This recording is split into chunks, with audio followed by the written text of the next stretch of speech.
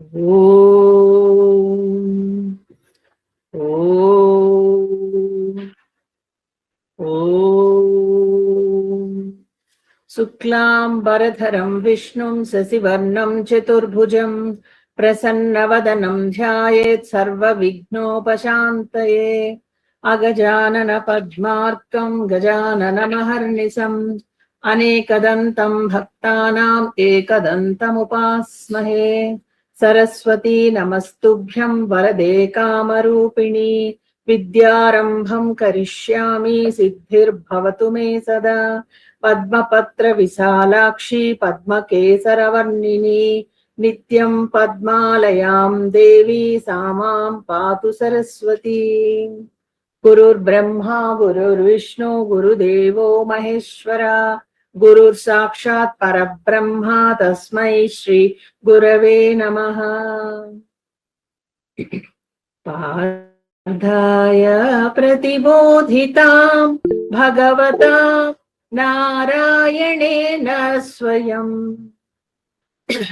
వ్యాసేన గ్రథితాం పురాణమునినా మధ్యే మహాభారతం అద్వైతామృతవర్షిణీం భగవతీం అష్టాదశాధ్యాయినీం అంబ త్వామనుసందదామి భగవద్గీతే భవద్వేషిణి. భగవద్గీత కర్మయోగము 3వ అధ్యాయం.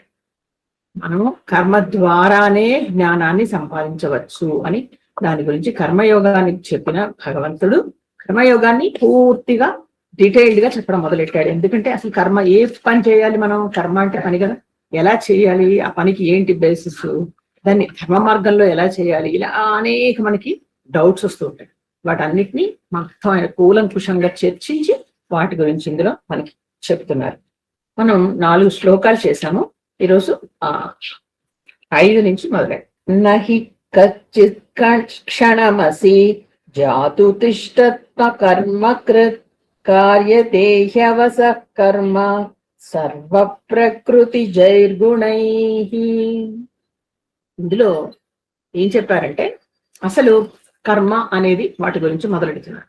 ఈ కర్మ అంటే పని, వర్క్.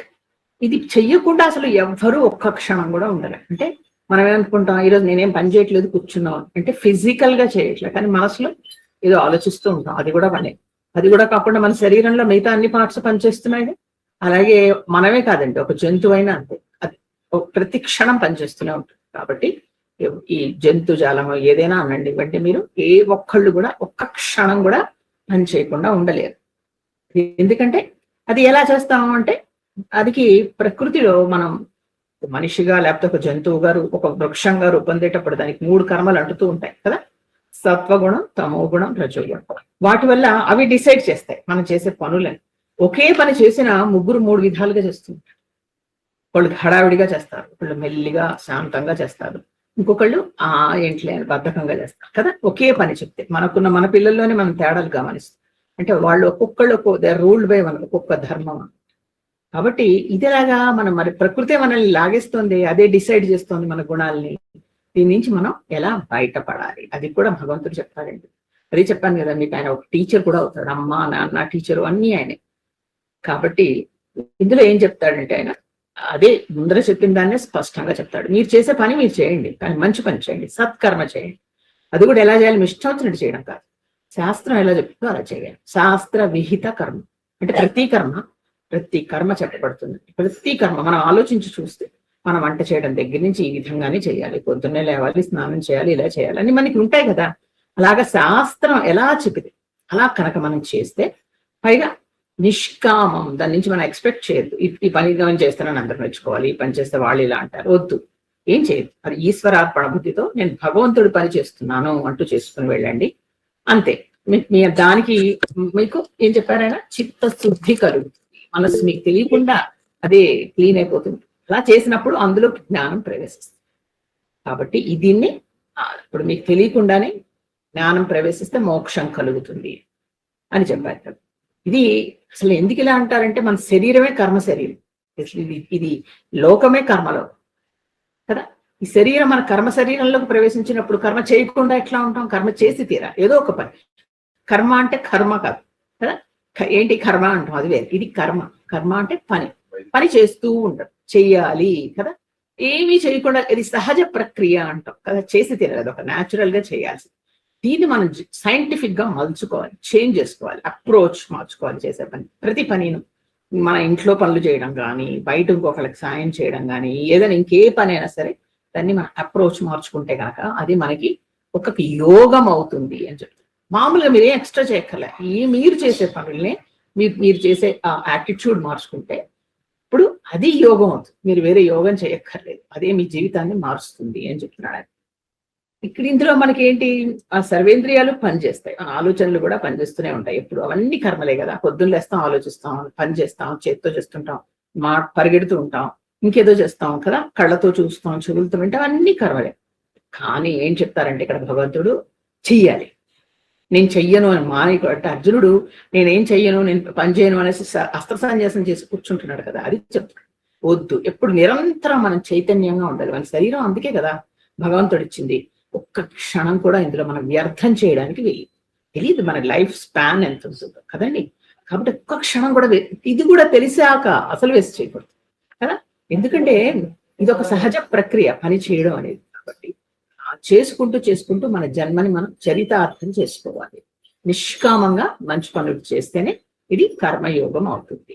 ఒక్కొక్క పని ఎంత జాగ్రత్తగా ప్లాన్ చేసుకోవాలంటే, ఓకే నాకు ఈ నెలలో ఇది అని ముందు నుంచి మనం ప్లాన్ పెట్టుకునేది. ఈ రోజుకి ఇన్ని గంటలు నేను చదువుతాను, 2 గంటలు ఇంకేదో బయట వాళ్ళకి హెల్ప్ చేయాలని చూస్తున్నా, ఇన్ని రకాలుగా అలా చేసుకుంటే మీకు అసలు టైం సరిపోదు. చేసింది కూడా ల్యాప్టాప్ కొంచెం ప్రాబ్లం వచ్చింది, 2 రోజులు మాట్లాడతాం. అది తర్వాత ఇలా చేస్తేనే ఇది తర్వాత ఇందులోంచి కర్మయోగంలోంచి జ్ఞాన యోగానికి వెళతాము అని చెప్తున్నారు. ఇది ఇప్పుడు 6వ శ్లోకం. కర్మేంద్రియాణి సంయమ్య యస్తే మనసా స్మరాన్ ఇంద్రియార్థాన్ విమూఢాత్మ మిథ్యాచారస్య ఉచ్యతే. ఇక్కడ భగవంతుడు కొన్ని హెచ్చరికలు కూడా చక్కగా ఫ్రెండ్ లా మందలిస్తాడు, కొన్ని హెచ్చరికలు చేస్తాడు. జాగ్రత్త సుమా అంటూ చెప్తాడు.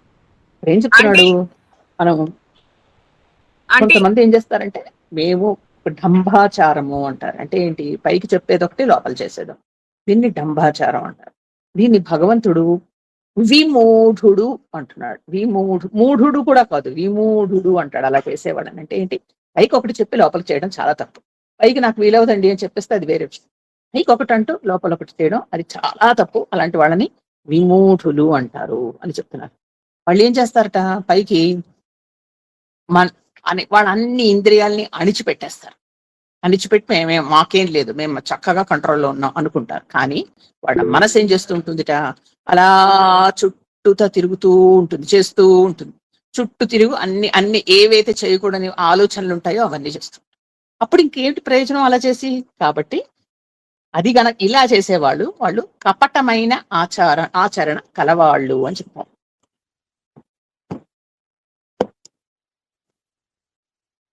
సో దీన్ని డంబాచారులు అంటారు.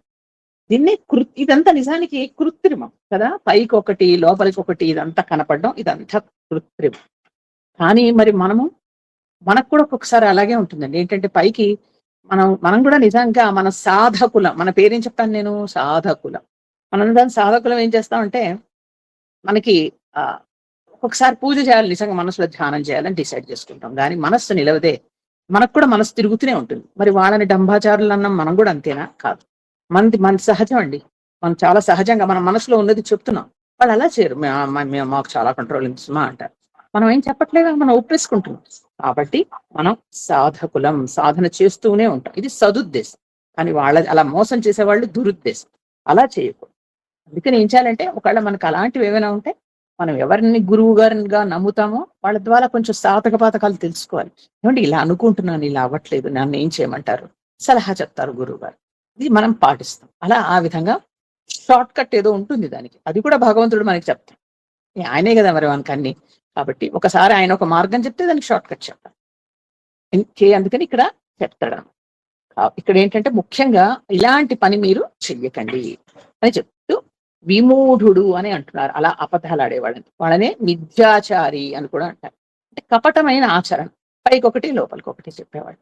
ఇలాంటి వాళ్ళని మనం నమ్మకూడదు. అదే కదా నేను ఎప్పుడు ఈ శ్లోకాలు వచ్చినప్పుడు కల్లా నేను అది మెన్షన్ చేస్తూ ఉంటాను. ఏంటంటే మనం ఒక సినిమా చూసాం, శుభోదయమో ఏదో, అందులో చంద్రమోహన్ ఉంటాడు. ఒక సన్యాసి అయిపోతే నాకు పనులన్నీ తప్పిపోతాయని సన్యాసి అయిపోతాడు. కానీ వాడికి అన్ని తర్వాత రకరకాల ప్రాబ్లమ్స్ వస్తూ ఉంటాయి. సో అందుకని అదేంటంటే లోపల వాడికి వేరే ఆశలు ఉంటాయి, పైకి ఒకటి నటన చేస్తూ ఉంటారు. కాబట్టి దీన్ని పాపాచారం. అలాగే చెప్తారు, ఒక ఆచారి ఎవరో ఒక ఆయన ఇలాగే నేనేమి చేయను, నేను మొత్తం సన్యాసం తీసుకున్నాను, నిజానికి ఇంటి మీద కోపం వచ్చేసి వెళ్ళిపోయి చెట్టు కింద కూర్చున్నాడు.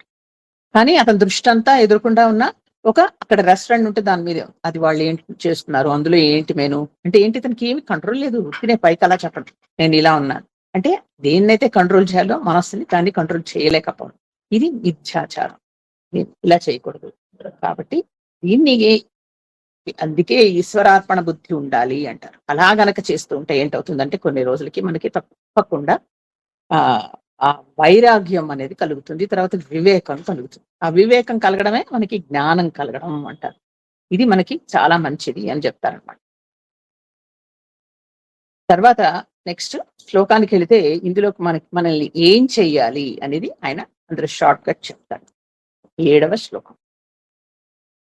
యస్త్రింద్రియాణి మనసా నియమ్యారభతేర్జున కర్మేంద్రియై కర్మయోగ మస్తకస్య విశిష్యతే. మనస్సుచే ఏం చేయాలంటే ఇంద్రియాలని నిగ్రహించాలి అంటున్నాడు. ఫస్ట్ మనక్కడికి వీళ్ళు ఏం చేస్తున్నారు, కేవలం ఇంద్రియాలని నిగ్రహిస్తున్నారు. ఈ విమూఢుడు అనేవాళ్ళు మనస్సుని నిగ్రహించట్లా. అసలు ఏంటంటే మనకి ముఖ్యంగా ఒక మన మనస్సు ఇంద్రియాలని మనస్సు నిగ్రహిస్తుంది, మనస్సుని మనం నిగ్రహించాలి కదా. కానీ ఇక్కడ వీళ్ళు ఏం చేస్తున్నారు, ఇంద్రియాలను మాత్రం పట్టుకుంటారు. నో ఇది తినకూడదు అని కూర్చుంటారు. కానీ మనస్సు దాని మీదకి వెళుతుంటారు. కాబట్టి వాళ్ళు చేసే పద్ధతే తప్పు. ముందర మనస్సుని నిగ్రహించాలి, అప్పుడు ఇంద్రియాలు వాటంతటవే నిగ్రహించబడతాయి అని చెప్తున్నారు. ఇది తర్వాత అంటే చెప్పడం ఎలా చెప్తున్నారంటే ఇంద్రియాలని మనస్సు కంట్రోల్ చేస్తుంది, మనం మనస్సును కంట్రోల్ చేయాలి. ఏ విధంగా ఆసక్తి క్రమంగా తగ్గుతుంది. ఈ ఆసక్తేనండి మనల్ని చంపేది. దేనికి ఇప్పుడు మనం పిల్లలుగా ఉన్నప్పుడు ఆసక్తి ఉండాలి, అన్ని నేర్చుకోవాలి. ఒక వయస్సులో ఒక వయసు వచ్చాక ప్రతి విషయంలో ఆసక్తి తగ్గించుకోవాలి. ఇప్పుడు మన వయసులో ఒక మిడిల్ ఏజ్ లో ఉంటాం, మనం ఒకళ్ళ ఇంట్లో ఉంటాం, పిల్లల ఇంటికి వెళ్ళినా ఏదో చేస్తున్నాం, వాళ్ళ హడావుల్లో వాళ్ళు ఉంటారు, వాళ్ళ పరుగుల్లో వాళ్ళు ఉంటారు. ఫోన్ వస్తే ఎవరు ఫోను వస్తే ఎక్కడికి వెళ్తున్నారు, ఇవన్నీ ఆసక్తులు మనకు అనవసరం.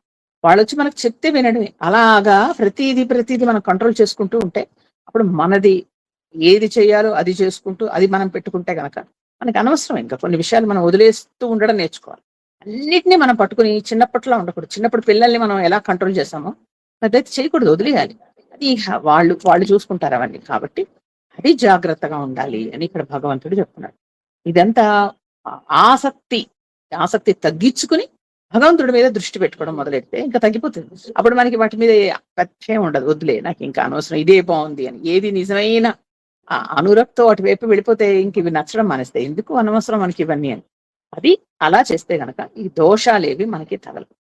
కాబట్టి మొట్టమొదట మనం చేయాల్సిన ఇక్కడ భగవంతుడు మనకి ఇచ్చిన షార్ట్ కట్ ఏంటి, ఒక రూట్ మనకి ఇస్తున్నాడు. ముందర మీ మనస్సుని మీరు కంట్రోల్లో పెట్టుకోవడం నేర్చుకోండి. పెట్టుకుంటే అప్పుడు ఇంద్రియాలు అటంతటవే అదుపులోకి వస్తాయి. తర్వాత ఇంకోటి నిష్కామ కర్మ, చేసిన పని మీద ఫలితం దాని మీద ఆశ పెట్టుకోండి. ప్రతి దానికి నేను పక్క వాళ్ళకి ఈరోజు సాయం చేశాను, ఆవిడొచ్చి నాకు థ్యాంక్స్ చెప్పలా, నేను ఇంకేదో పని మనిషికి ఏదో డబ్బులు ఇచ్చా, అది నా దగ్గర ఈరోజు చెప్పకుండా పని మానేసి, ఎందుకు మీరు చేసేదానికి అలా వెంటనే ఫలితం మీరు ఆశిస్తారు? వద్దు. నేను అది ఎలా చేయాలట, ఈశ్వర అర్పణ బుద్ధితో చేయాలి. అంటే నేను పక్క ఆవిడికి సాయం చేశాను, కానీ ఆవిడలో భగవంతుడు ఉన్నాడని చూసి చేశాను, కాబట్టి నాకు ఆవిడ ఏమి థ్యాంక్స్ చెప్పక్కర్లేదు, నేను అవసరం లేదు, నాకు నేను అది శ్రీకృష్ణ అర్పణ మస్తు అనుకుని చేసేసా అంతే అనుకోండి. మీకు అప్పుడు ఇంకా దాని గురించి ఏమీ బాధ ఉండదు. అలాగే పని మనిషికి డబ్బులు ఇచ్చేసి నేను అమ్మాయిలో భగవంతుడిని చూసి అమ్మాయి చేసే సేవకి కృష్ణార్పణ మస్తు అని ఇచ్చేసా. ఇక ఆ అమ్మాయి చేసినా చేయకపోయినా మీకు బాధ ఉండదు, ఎందుకంటే ఆ అమ్మాయికి ఇవ్వలే, మీరు అమ్మాయిలో ఉన్న భగవంతుడికి ఇచ్చారు. కాబట్టి మీరు నేర్చుకోవాల్సింది ఒకటి, మొట్టమొదటి మనసును కంట్రోల్ చేసుకోవడం. 2, ఇంద్రియాలు అదుపులో పెట్టుకోవడం. ఫస్ట్ మనస్సు, తర్వాత ఇంద్రియాలు. ఇక 3వది నిష్కామ కర్మ, ఫలితం ఎక్స్పెక్ట్ చేయకపోవడం. 4, భగవంతుడి సేవ అనుకుని చేయడం. ఇక ఈ ఇంద్రియాలను అదుపులో పెట్టుకోవడం, ఆయన మనస్సును కంట్రోల్లో పెట్టుకోవడం. ఎలా ఫస్ట్ మనస్సును కంట్రోల్లో పెట్టుకోవడం అన్నాడు కదా, అంటే ఆసక్తి లేకుండా అంటుకోకుండా చేయడం అంటారు. దీన్ని అసక్త యోగం అని కూడా అంటారు, ఈ కర్మయోగాన్ని. ఎలాగా? మనసుని మనకు చెప్పుకోవాలండి రోజు, లేదా మనము రాసుకోవడమే ఒక పుస్తకం మీద. నాకు ఈరోజు నేను స్వీట్స్ తినకూడదు అనుకున్నాను, స్వీట్స్ తినను, నాకు స్వీట్స్ అంటే ఇష్టం లేదు, నేను స్వీట్స్ తినకూడదు, నేను స్వీట్స్ తినను, వాటి వైపు అవంటే నాకు ఆసక్తి లేదు అని 10 సార్లు రాసుకొని రోజు చూసుకోవడం, ఆ కాగితం చెప్పి పాడేయడం. లేదా మనసులో అదే 10 సార్లు అనుకోవడం. అలా చెప్తూ ఉంటే ఒక పసిపిల్లకు చెప్పినట్టు మనసు వింటుంది. మీరేం చెప్తే అది వింటుంది. లేదు అని దానికి వద్దు, నువ్వు తినద్దు అని ఒక నిమిషం అంటే తినద్దు, అది ఎదురు తిరుగుతుంది. ఎదురు తిరిగి ఒక్కటి తిన్నది బదులు 2 అడుగుతుంది. అంటే నేను చిన్న స్వీట్ విషయం చెప్పాను, అందరికీ ఉండకపోవచ్చు, బట్ నేను చెప్తున్నాను మామూలుగా జనరల్గా. కాబట్టి ఇలాగా ఈ చిన్న విషయంలోనే ఇలా ఉంటే ఇంకా పెద్ద విషయాల వరకు వస్తే ఎలా ఉంటుంది? సో ఇది కంటితో చూసేది, నోటికి సంబంధించి. అలాగే ప్రతి విషయంలోనూ మనకి అన్ని ఇంద్రియాలు ఉంటాయి. అలా ఒక్కొక్కటి దాన్ని మనం కంట్రోల్లో పెట్టుకోవడం నేర్చుకోవాలి. ఇక 8వ నియతం కురు కర్మత్వం కర్మజ్యాయో కర్మణః శరీరయాత్ర ఇచ్చతేన ప్రసిద్ధేద కర్మణః. ఇది 8వ. ఇందులో ఏం చెప్తున్నారంటే, శాస్త్రం ఏదైతే మనకి పని చెప్పిందో ఆ కర్మని ఇది ఒక సజెషన్. ఇందాక కాషన్ ఇచ్చాడు భగవంతుడు, ఇప్పుడు ఒక సజెషన్ ఇస్తాడు. ఇది చేస్తారు, ఇది చెయ్యను అని మనం డిసైడ్ చేయకూడదు. ఒక పని ఉంది, ఒక పూజ ఉంది, ఇలాగే చేస్తాను నేను, నాకు ఇలాగే అలవాటు, అలా చేయకూడదు. ఎలా చెప్పబడిందో అలా చేయాలి. మనకి ఎలా అయితే చెయ్యమన్నారో అలాగే చేయాలి. ఇది మనం ఎవరు డిసైడ్ చేయడానికి ఆఫ్టర్ ఆల్ కదండి. ఒక పూజ ఏదైనా సరే ప్రతి దానికి మనకు ఉంటాయి. ఇప్పుడు మన ఇళ్లలో అంటే ఏంటంటే, మన ఇళ్లలో అందుకే ఏం చెప్తారు, మీ అమ్మమ్మ వాళ్ళు ఏం తింటే తిను, మీ పెద్దవాళ్ళు ఏం చేస్తే అది చెయ్యని కదా చెప్తారు. అలా మనకి కొన్ని వంశపారంపర్యంగా వచ్చిన ఉంటాయి, మన ఇళ్లలో మాత్రమే చేసే.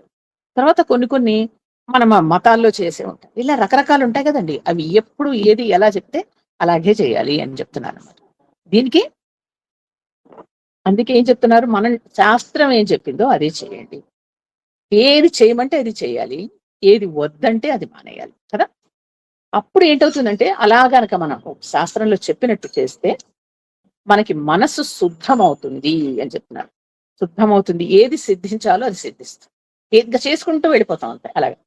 కాబట్టి మంచి పని చేయాలి, శాస్త్రంలో చెప్పినట్టు చేయాలి. మంచి పని అంటే ఏదో నేను ఇలా కాదు, పక్క వాళ్ళని వాళ్ళు పాడవాలి, వాళ్ళు చేయడం, అలాంటి పనులు చేయకూడదు. అది మంచి పని చేయాలి, శాస్త్ర కర్మ చేయాలి, ఈశ్వరార్పణ బుద్ధి ఉండాలి. ఈ 3 పెట్టుకుని కనుక మనం వెళితే మన చిత్తశుద్ధి అనేది మీరు వద్దన్నా కలుగుతుంది. మనసు క్లీన్ అయిపోతూ ఉంటుంది. మీకు ఈ రోజంతా ప్రయత్నించి చూడండి, సాయంత్రంలో మీకే తేడా తెలుస్తుంది. ఎవరి మీద కోపం ఉండదు, ఎవరి మీద, ఎందుకంటే మనం ఎక్స్పెక్టేషనే లేదుగా, అసలు ఇంకా కోపం ఎందుకు వస్తుంది? ఏమీ రాదు. కాబట్టి ఇది ఒక విధంగా చాలా చాలా మంచిది అని చెప్తున్నారు. అప్పుడు ఇలాంటి పనులు కనుక మనం చేస్తే ఈ నిత్య బంధాలు ఉంటాయి కదండి, కర్మ బంధాలు అంటారు. అంటే ఒక పని చేస్తూ ఉంటే బంధాలు ఇరుక్కుపోతూ ఉంటాం, కాబట్టి వాటిల్లో మనం అందుకని ఇది మంచిది. శాస్త్రంలో చెప్పినట్టు చేసి నిత్య కర్మ చేస్తే దీన్ని నియతం కర్మ అంటారు. ఇలా చేస్తే మంచిది. ఇక ఎందుకు ఈ పని చేయడం? అసలు పని కర్మ అనేది చెయ్యకపోతే మన శరీర యాత్ర అనేది జరగదు కదండి. అసలు పని చేయకపోతే ఎలా బతుకుతాం? ఏవో ఒక ప్రాబ్లమ్స్ వస్తాయి కదా. మనం వంట చేసుకోవాలి, లేదా భోజనం చేయాలి, లేకపోతే వెళ్ళి అడగాలి ఎవరినైనా చేసుకోవాలి. కాబట్టి మన శరీర యాత్ర జరగడానికి భగవంతుడే అంటున్నాడు, మీ శరీర యాత్ర జరగాలంటే కర్మ శరీరం మీది, కాబట్టి మీరు పనులు చెయ్యాలి. సోమరితనం పనికిరాదు అని చెప్తున్నాడు అర్జునుడికి. అర్జునుడికి సోమరితనం ఏంటి? ఏం చెప్పాడు అర్జునుడు? నేను చెయ్యను యుద్ధం, ఎవరున్నా ఏదైనా చేస్తారు.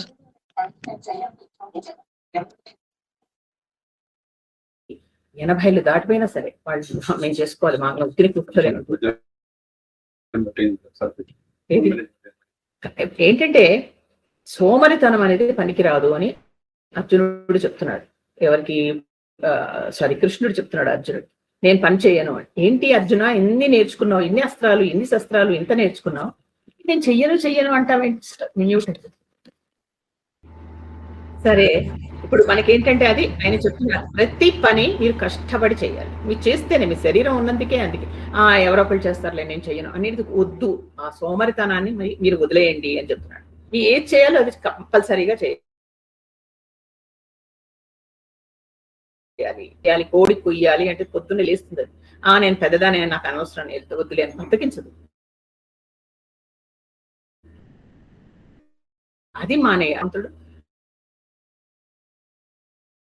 ఇదే కాదండి, విజయాలు సంపాదించాలంటే కూడా సోమరితనం ఉండకూడదు కదా. ఇది మనం ఒక చిన్న భారతంలో కథ చెప్పేసి ముగిస్తాం. పాండవులకి పాండవులు కౌరవులు జూదం ఆడేటప్పుడు 2 కండిషన్స్ పెట్టాడుగా శకుని. ఏంటి? ఓడిన వాళ్ళు వనవాసం చేయాలి, తర్వాత అజ్ఞాతవాసం చేయాలి.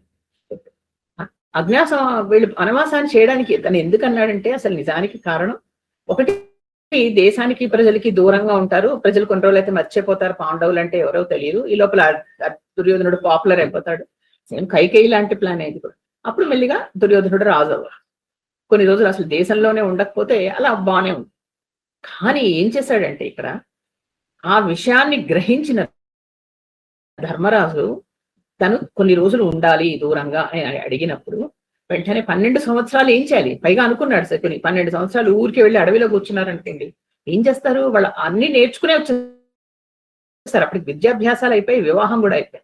ఊరికే ఒక క్షత్రియుడు అనేవాడు ఏమీ లేకుండా, కత్తికి పని లేకుండా, అసలు ఏమి రాజ్యం లేదు, ఏమీ లేదు, అలా కూర్చుంటే ఏంటవుతుంది? బద్ధకిష్ట అయిపోతారు. అలా బద్ధకంగా అయిపోతారు. ఇంకెందుకు వాడు పనికిరారు.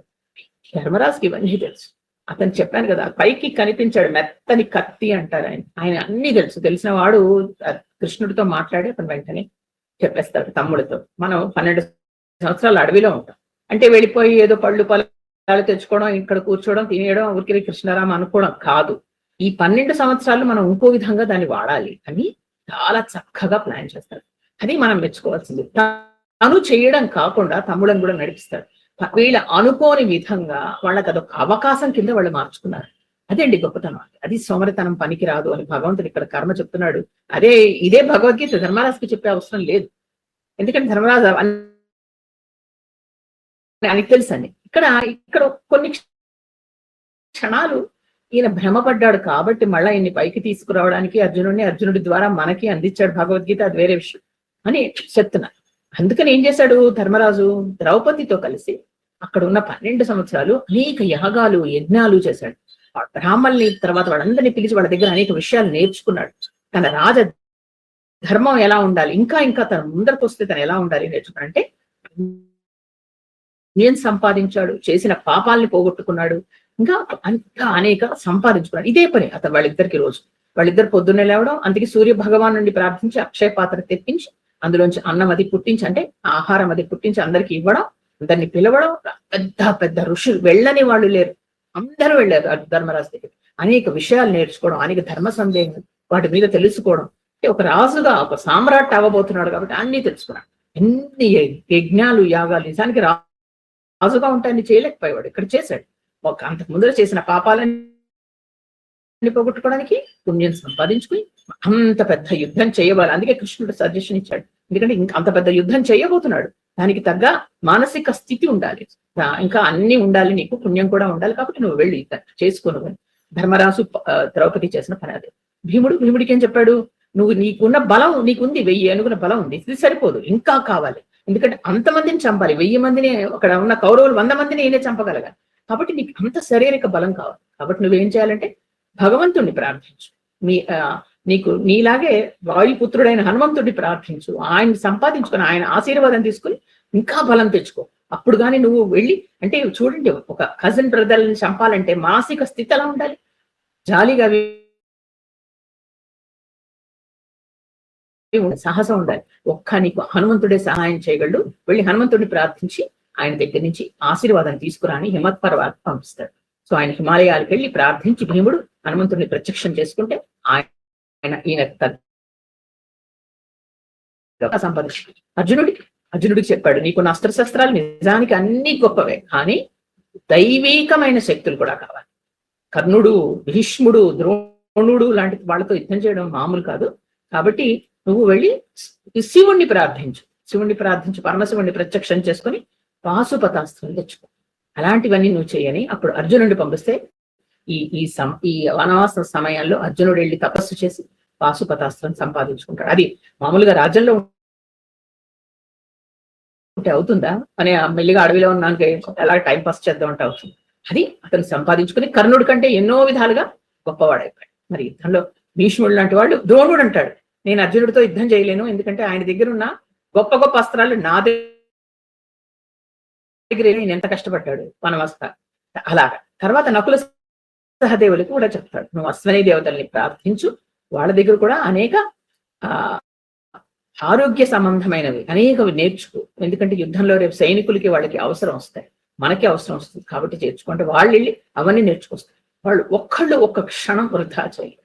ఇవన్నీ మనకి లెసన్స్ కదండి. అంటే ఏంటి, మనం ఖాళీగా 24 గంటలు పనిచే మన కాదు, సోమరితనం ఉత్తినే టైం పాస్ అయ్యి ఇప్పుడు పర్వాలేదులే నేనేం చేయకపోయి నా రెస్పాన్సిబిలిటీ అయిపోయి అనుకోకూడదు. భగవంతుడిని మనం ఓపిక ఉన్నప్పుడే కదా ప్రార్థించాలి. చేసి ఏదో విధంగా మనకు ఉపయోగపడో పనో లేకపోతే ఇంకొకళ్ళ మన వల్ల సాయం అందేలాగో చూస్తూ ఉంటే గనక మన జన్మ చరితార్థం అయిపోతుంది కదండి. ఎన్ని రోజులు ఏంటో తెలియదు కాబట్టి దాన్ని జాగ్రత్తగా మలుచుకోవాలి.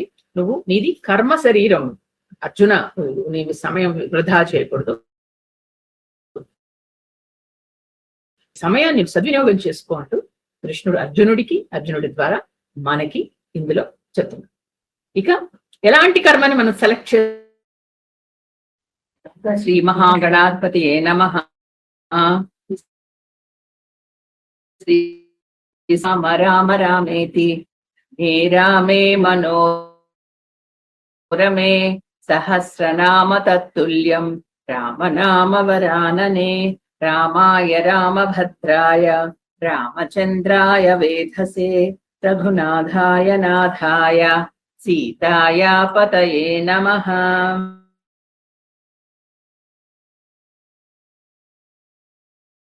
సర్వసంపలోకాభిరామం శ్రీరామం భూయో భూయో నమామ్యహం. కూజంతం రామ రామేతి మధురం మధురాక్షరం ఆరుహ్య కవితా శాఖాం వందే వాల్మీకి కోకిలం. రామాయణం ఇందులో మనం కిష్కింధా కాండ చెప్పుకుంటాం. ఇక్కడ కిష్కింధలో జరిగిన రామాయణం వీళ్ళు సుగ్రీవుడితో కలిసి వాలిని సంహరించి ఇప్పుడు సుగ్రీవుడికి పట్టాభిషేకం చేశారు, అంగదుడికి యువరాజ పట్టాభిషేకం చేశారు అని అంతవరకు చెప్పు. ఇందులో ఈ కిష్కింధకాండలోనే మనకు హనుమంతుడి దర్శనం మనకి కలిగింది. ఆయన చెప్పిన ప్రతి మాట ఎవరితో మీరు ఆయన మాట్లాడిన నిజానికి అది మీరు ఒక చోట రాసుకుంటూ ఉంటే అది మనకు పెద్ద పర్సనాలిటీ డెవలప్మెంట్ లెసన్ అయిపోతుంది. అంతకు ముందర చూడండి, ఆయన సుగ్రీవుడితో మాట్లాడాడు, రాముడితో మాట్లాడాడు, లక్ష్మణుడితో మాట్లాడాడు, అవన్నీ మనం చూస్తున్నాం. తారతో మాట్లాడాడు, అవన్నీ పర్సనాలిటీ డెవలప్. ఎందుకంటే ఆయన ఒక్క మాట అందులోంచి ఒక అక్షరం కూడా అనవసరంగా మాట్లాడే మాటల్ని మనం అతి జాగ్రత్తగా వినాలి. ఎందుకు హనుమంతుడు మాట్లాడాడంటే దాని వెనక కారణం. ఆ మాట్లాడే మాటల్లో ఎంత చక్కగా బిల్డప్ చేసుకుంటూ వెళ్తాడు. ఆయనది చాలా జాగ్రత్తగా మనం అబ్జర్వ్ చేసుకుంటూ వెళ్ళాలి. హనుమంతుడు అంటే మనకి ఎన్ని రోజులు రామదూత, మనందరికీ చాలా కోరిన కోరికలు తీరేవాడు, ఇలాగే ఆలోచిస్తాం. కానీ ఆయన వాక్చాతుర్యంలోకి మనం ఇంతలాగా ప్రవేశించి చూడలేదు. కానీ ఇప్పుడు మనం రాముడి పాదాల దగ్గర ఉన్నాం. ఒక్కసారి తలెత్తి హనుమంతుడిని కూడా చూద్దాం. ఎందుకంటే ఆయన కూడా భక్తుడే. మనకు నిజానికి మన అందరికంటే ముందు రామపాదాలు చేరిన వాడు కదా. కాబట్టి ఆయన్ని కూడా మనం గమనించే ప్రయత్నం చేస్తుంది. ఇంకోటి ఏంటంటే తార, ఇందులో నేను చెప్పాను ఒక మెరుపులాగా తళుక్కు మనం మెరిసిపోతూ ఉంటుంది. ఆవిడ మాట్లాడే తీరండి. ఏంటంటే చూసారా, భార్య భర్తకి ఒక మంత్రి అవుతుంది కదా. కార్యేషు దాసి కరణేషు మంత్రి అంటారు. అలాగా కరణేషు మంత్రి అనేది ఎలాగా అనేది చక్కగా చూపిస్తుంది. ఎంత స్పష్టంగా మాట్లాడింది ఇదివరకు అంతా, వాలితో ఎలా మాట్లాడింది, ఇప్పుడు చూడండి ఎలా మాట్లాడుతుందో. తర్వాత ఈరోజు అంటే ఆవిడ అబ్జర్వ్ చేసిన తర్వాత ఈరోజు మీ అందరికి ముందరే చెప్పిస్తున్నాను హోంవర్క్. అది ఏంటంటే తార గురించి. ఎందుకంటే ఆవిడని మనం ఇంత చక్కగా చూస్తున్నాం కాబట్టి ఆవిడలో ఉండే గొప్పది. మాట్లాడే తీరు ఎలా ఉండాలి అనేది ఆవిడ దగ్గర చూసి మనం నేర్చుకోవాలి. ఒక మనిషిని ఎలా, అంత కోపిష్టి, అంత దుర్మార్గుడైన వాలిని ఆయన చక్కగా చక్కపెట్టి గూఢచారి వ్యవహారాలతో సహా అన్ని తనకు తెలుసు, కొడుకు నేర్పించుకుంది. తర్వాత మళ్ళా ఇప్పుడు చూడండి ఏంటవుతుందో ఈ రోజు మనకి తెలుసు. ఇక్కడ శ్రీరామచంద్రుడు లక్ష్మణుడు అక్కడ ప్రస్రవణగిరి పర్వతంలో ఒక మంచి గుహలు చూసుకుని, ఆ గుహంతా చక్కగా గడ్డితో కప్పబడింది. అందులో వాళ్ళిద్దరు మేము ఉంటాము, మీరు వెళ్ళి మీరు రాజ్యాన్ని సుస్థిరం చేసుకో సుగ్రీవ, నువ్వు కూడా చాలా అలసిపోయి ఉన్నావు, కొద్దిగా సెద తీరు అని పంపించు. అక్కడికి వెళ్ళి అక్కడ ఆయనకి పట్టాభిషేకం అయింది. పట్టాభిషేకం అయిన తర్వాత ఆయన అంగదుడు వచ్చి రాముడి ఆశీర్వచనం తీసుకుని వెళ్ళారు. వర్షాకాలం మొదలైంది కదా, అప్పుడు ఏం చాతుర్మాసం అంటారు. ఇప్పుడు ఏమన్నాడు రాముడు, ఇప్పుడు వెళ్తే సైన్యం కూడా ఇబ్బంది పడతారు అన్ని వెతకడానికి, సీతాదేవిని వద్దు, అయిన తర్వాత అంటే దసరాలు అప్పుడు అయిన తర్వాత చక్కగా ఉంటుంది వాతావరణం, అప్పుడు వెళ్ళచ్చు. అంటే పాపం చూడండి, అది చెప్పాను నేను, రాముడు కేవలం తన కోసం ఆలోచించాడు, అవతల వాళ్ళ సుఖ దుఃఖాలు ఆలోచిస్తాడు. అయ్యో పాపం వెళితే వాళ్ళందరూ ఇబ్బంది పడతారు ఎందుకులే, లేకపోతే ఏమంటారు, వెళ్ళండి వెతకండి, వాళ్ళని చంపానుగా ఇప్పుడు మీరు వెళ్ళాలి అంటాడు. కానీ రాముడు అలాంటి వాడు కాదు. కాబట్టి ఇలా చెప్పాడు. చెప్పిన తర్వాత వెంటనే వీళ్ళు అక్కడికి వెళ్ళిపోయారు, వీళ్ళు ఇక్కడ ఉన్నారు. ఉండిన తర్వాత ప్రస్రవణగిరిలో ఉన్న శ్రీరామచంద్రుడు లక్ష్మణుడు అక్కడ ఒక్కొక్క ఋతు వర్ణన చేస్తాడండి. ఇది చాలా అసలు ఎంత ఫేమస్ అంటే, ఇక్కడ చేసిన ఋతు వర్ణన తర్వాత తరాల్లో అనేక మంది కవులు అవి దాన్నే కొంతమంది అలాగే తీసుకున్నారు, తర్వాత దాన్ని ఇంకా రకరకాలుగా మార్చారు. కానీ అసలంటూ ఋతువర్ణన మొదలెట్టి అంత అద్భుతంగా చేసింది వాల్మీకి. ఇక్కడ చిన్నగా మనం కొద్దిగా చెప్పుకున్నాం, ఎందుకంటే ఇది స్కిప్ చేసి వెళ్ళడానికి లేదు. కాబట్టి వర్షాకాలం మొట్టమొదట మొదలైంది. ఆయన వర్షాకాలంలో ఎక్కడ ఏం చూసినా ఆయనకి సీతాదేవి గుర్తొస్తుంది. ఎందుకంటే సీతమ్మని విడిచుకున్నాడు, ఆ వియోగంలో ఉన్నాడు. ఆయనకి అసలు నిజంగానే ప్రకృతిని ముందర కూడా మనం చూసాం. విశ్వామిత్రుడితో వెళ్తున్నప్పుడు కూడా ప్రతిదీ ఆయన చూసి ఆయన ఒకలాంటి పులకించిపోతూ ఉంటాడు. ఆహాహా, మనం ఆయన దగ్గర నేర్చుకున్నాం. ఏదైనా ప్రయాణాల్లో మనం వెళితే కూడా అలా రాముళ్లాగా మనం కూడా నేర్చుకోవాలి, అవన్నీ చూసి పులకించడం అని కదా. అలాగా ఏం చెప్తున్నాడు ఆయన తెలుసా అండి, ఆకాశంట సముద్ర జలాలన్నీ సూర్యుడి వల్ల తీల్చుకుని 9 నెలల తనలో నింపుకుంటుందట ఆకాశం. అంటే ఆయన చెప్తున్నాడు లక్ష్మణుడికి, లక్ష్మణ పీల్చుకుంటాం 9 నెలలు తనలో నింపుకుని ఇప్పుడు వర్ష రూపంలో మళ్ళా భూమికి ఇస్తుంది. ఎంత అద్భుతం పనిచేస్తుందో ఆకాశం అన్నాడు. తర్వాత ఆయన కనిపిస్తున్నాయట మేఘాలు అనేకగా వర్షాకాలంలో, అవన్నీ ఎట్లా అనిపిస్తుందిట ఆయనకి, అవన్నీ మెట్లుగా ఉన్నాయట. అంటే కొన్ని మేఘాలు ఇలాగా, కొన్ని మేఘాలు అలా ఉంటాయి కదా, ఆయన కనిపిస్తూ చూస్తూ ఉంటే ఆయన కనిపిస్తుందిట ఇవన్నీ ఒక మెట్లుగా ఉన్నాయి, ఒకటి తర్వాత ఒకటి. ఇప్పుడు నాకేమనిపిస్తోంది తెలుసా లక్ష్మణ, మనం ఇక్కడ ఉన్న రకరకాల మంచి మంచి పువ్వులు వచ్చాయి కదా కొత్తవి, ఇవన్నీ కోసి మాలలుగా కట్టి ఈ మెట్ల మించి మనం తీసుకెళ్లి అక్కడ మన వంశ మూలకర్త సూర్య భగవానుడు ఉన్నాడు, ఆయనకు ఒక దండలా వేద్దామా అనిపిస్తోంది. చూడండి ఆయన ఎంత భావుకత అంటారు చూసారా, అలాంటివన్నీ రాముడి భావుకత, వాల్మీకి భావుకత కూడా ఇందులో మనకి కనపడుతుంది. ఇక మలయ పవనాలు చాలా మధ్య మధ్య గాలి వస్తుంది, చక్కగా వర్షాకాలంలో మంచి గాలి వస్తుంది. అది ఇక్కడ అంతా వాళ్ళు అడవిలో ఉన్నారు, అనేక చక్కటి పువ్వులు వాసన అలా వస్తూ ఉంటే ఆయన అంటున్నారు ఈ కలువల చల్లదనం, ఈ మొగల పూల సువాసన ఇవన్నీ మోసుకొస్తున్నాయి కాళ్ళు, ఇవన్నీ మనం ఇట్లా దోసెళ్లలో పట్టుకొని ఇలా తాగుదామా అనిపిస్తోంది నాకు. తర్వాత అక్కడ ఉన్నటువంటి మెరుపులు మెరుస్తుంటే ఆయనకి సీతమ్మ గుర్తొచ్చింది. మెరుపు తీగ సీతమ్మ గుర్తొస్తోంది నాకు ఆ మెరుపులు చూస్తే అంటాడు.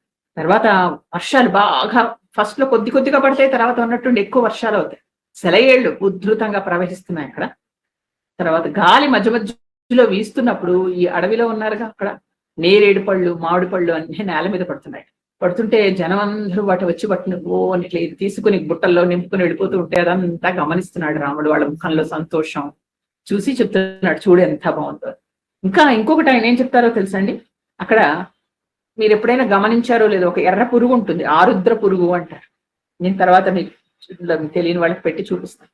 ఎర్రగా ఉంటుంది అది పురుగు, చిన్నగా ఉంటుంది, అలా తిరుగుతూ ఉంటుంది. అది ఆయన గడ్డి మీద తిరుగుతూ కనిపిస్తున్నాయట ఆరుద్ర పురుగులు. ఇప్పుడు చూడండి కొన్ని కొన్ని పురుగులు ఇప్పుడు మనకు కనిపించడం కూడా మానేసాయి. అవి అలాంటివి. అప్పుడు ఆయనకి అనిపిస్తోందిట భూదేవి ఒక ఆకు పొగలు ఉన్నాయట, అవన్నీ ఆరుద్ర పురుగుట. ఆయన అంత ఊహించుకుంటున్నాడు అనమాట. భూదేవి ఆకుపచ్చ చీర అంటే ఏంటి, ఆ అంటే మొత్తం పచ్చిక కదా, అక్కడంతా వర్షం పడి కొత్త గడ్డి మొలిచింది కాబట్టి ఆ ఆకుపచ్చ చీర కట్టుకుంది. అక్కడక్కడ దాని మీద ఎర్ర పూలలాగా ఆరుద్ర పురుగులు కనిపిస్తున్నాయని చెప్పారు. అలా కట్టుకున్న స్త్రీలాగా ఉంది నాకు భూదేవి అని చెప్పాడు. తర్వాత ఆయనట వీటన్నిటివి కచేరీ అన్ని చేస్తున్నాయట. అది గమనించి ఆనందిస్తున్నట్టు ఆయన. ఏంటిట, తుమ్మెదలు ఝంకారాలు, తర్వాత పక్షుల కిలకిలారావాలు, తర్వాత నెమళ్ల క్రేంకారాలు, ఇవన్నీ చేస్తుంటే మధ్య మధ్యలో పెద్ద ఏనుగులు ఈ వర్షంలో వెళుతూ తడుస్తూ అరుస్తున్నాయి. అవన్నీ వింటూ ఉంటే ఆయనకి ఏమనిపిస్తుంటే అన్ని కలిసి అడవిలో వీళ్ళన్ని కచేరీ చేస్తున్నాయి పాటల్లాగా, మనం వింటూ ఉంటే మధ్యలో కూర్చుని వింటున్నట్టుగా ఉంది. సంగీత పైగా మధ్యలో కప్పలు అరుస్తుంది, ఇన్ని రకాల జంతువులు పిట్టలు ఇవన్నీ అరుస్తుంటే అలా అనిపిస్తోంది అని. మన సూర్యాస్తమయం ఏదో సూర్యోదయం ఏదో తెలియట్లే, ఎందుకంటే మొత్తం చీకటి అయిపోతుంది వర్షంలో. కానీ సూర్యాస్తమయం అవగానే గుర్తు ఏంటిట రాముడికి, పక్కన జాజిపూల చెట్లు ఉన్నాయి, వాటిలోంచి వాసన చూడండి. సాయంత్రం అవగానే విచ్చుకుంటాయి కావి, వాటి నుంచి వాసన వస్తుంది. ఓ జాజిపూల వాసన వస్తుందంటే సాయంత్రం అయిందనమాట. అలాగా అలా చెప్తూ ఉన్నాడు రాముడు అంతా చెప్తూ ఉంటే లక్ష్మణుడు వింటూ ఉంటాడు. ఇలా ఋతువులు వర్ణన. ఇది ఆయన వర్షాకాలం గురించి చేసిన కొన్ని శ్లోకాలు చెప్పాడు. తర్వాత వర్షాలు మెల్లిగా తగ్గి శరత్కాలం వచ్చింది. అంటే మనకి ఆశ్వీజ మాసం ఇవన్నీ వచ్చేసాయి. అప్పుడు ఆయన అంటున్నాడు రాముడు, అమ్మయ్య వర్షాలన్నీ అలసిపోయాయి లక్ష్మణ, వర్షం ఇచ్చి ఇప్పుడు సేద తీర్చుకుంటున్నాయి అవి, కొద్దిగా సెలయేళ్ళన్నీ ఇంకా నిర్మలంగా ఉన్నాయి, కొత్త నీళ్లు లేవుగా, ఉన్న నీళ్లతో ప్రవహిస్తున్నాయి, నిర్మలంగా ఉన్నాయి. వాటిల్లో ఉండే మలినం అంతా తొలగిపోయింది, ఎందుకంటే రన్నింగ్ వాటర్ కాబట్టి. పర్వతాలు చెట్లు అన్ని వాటికున్న మట్టి అంతా పోయి, చూడండి వర్షం పడగానే చెట్లకున్న మట్టి అంతా పోతుంది. పెద్ద చెట్లు రోడ్ల మీద ఉంటాయి, మెరుస్తూ ఉంటాయి చక్కగా. తర్వాత వెన్నెల రాత్రులు వస్తాయి, ఇప్పుడు వెన్నెల స్పష్టంగా కనిపిస్తుంది కదా, మేఘాలు లేవు, నక్షత్రాలు చక్కగా కనిపిస్తూ ఉంటాయి, సూర్యుడి వేడి, చంద్రుని చల్లదం ఇవన్నీ తెలుస్తాయి, వర్షాలు లేవు కాబట్టి. ఇంకా అనేక కొత్త రకం పువ్వులు, ఏదో చామంతులు బంతులు అవన్నీ వస్తాయి. ఇంకా ఈ సూర్యుడు రాగానే కమలాలు మెరుస్తున్నాయి. తర్వాత మంకిన చెట్లు, పొన్న పూల వాసన, ఇదంతా బ్రహ్మాండంగా ఉంది అక్కడ. దిక్కులన్నీ చక్కగా కనిపిస్తున్నాయి. తర్వాత వర్షాకాలంలో రాజులు ఏం చేస్తారంటే జైత్ర యాత్రలని చేసేవాళ్ళు కదా, అవన్నీ మానేస్తారు, ఎందుకంటే అందరికీ ఇబ్బందులు, కష్టం, యుద్ధాలు చేయలేరని మానేస్తారు. ఇక ఆశ్వీజం రాగానే అందరూ మళ్ళీ మొదలెడతారు యుద్ధాలు అవన్నీ. కాబట్టి అందరూ బయలుదేరుతున్నారు. ఇక నదుల్లో ఏం చేస్తారు, బురదలు అవన్నీ తొలగి నీళ్లు స్వచ్ఛంగా ఉన్నాయి. అందుకే వర్షాకాలంలో మనం నది స్నానాలు వద్దంటారు, ఇలా వేగాలు ఎక్కువ. పక్షులు కిలకిలా రావాలు వినిపిస్తున్నాయి ఆకాశంలో, అనేక పక్షులు, ఆ కొత్తగా గడ్డి వస్తుంది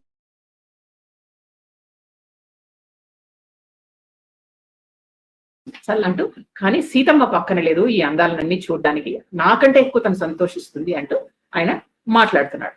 అవన్నీ ఆయన చెప్పిన మాటలు. ఇలాగా ఆయన చెప్తూ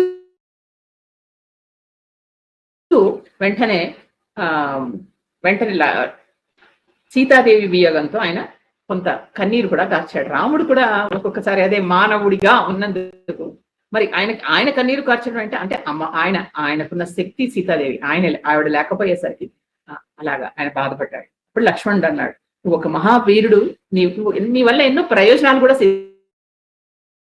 సిద్ధింపబోతున్నాయి, కాబట్టి కార్యసూరుడివి, సర్వ శుభలక్ష్య సంపన్నుడివి, నువ్వు ధైర్యం కోల్పోతే ఇంకా రాక్షసులతో మనం యుద్ధం ఎలా చేస్తాం, కాబట్టి నువ్వు ఇంకా మనం కొంతకాలంలోనే పెద్ద యుద్ధం చేయబోతున్నాం అన్నా మళ్ళా బాధ అని అన్నాడు. సరే ఇలాంటి అప్పుడు వెంటనే ఏం చేస్తున్నాడంటే ఈ చాతుర్మాస దీక్షలాగా ఇన్ని రోజులు అయిన తర్వాత ఇది ఇక్కడ ఇలా ఉన్నప్పుడు అక్కడ కిష్కింధలో ఏమవుతుంది, మన హనుమంతుడు ఉన్నాడు చూసారా, ఆయనకి రాముడు చెప్పిన ప్రతి మాట గుర్తే. ఏం చెప్పాడు రాముడు, సరిగ్గా శరత్మాసం రాగానే మొదలెట్టాలి సుమా, జాగ్రత్త, మనం సీతాదేవి అన్వేషణ అని చెప్పాడు. ఆయన చూసుకున్నాడు. ఎప్పుడైతే వర్షాకాలం ఆగిపోయి ఆకాశం నిర్మలంగా అయ్యిందో వెంటనే ఆయనకి తెలిసిపోయి, ఓహో ఇక మన రాజుకి గుర్తు చేయాలి, ఎందుకంటే ఆయన కొత్తగా వచ్చిన ఈ సంపదల్లో పడి సుగ్రీవుడు ఏమయ్యాడు, ఈ సంపదలని ఆయన వాటిలో సుఖించడం మొదలెట్టాడు.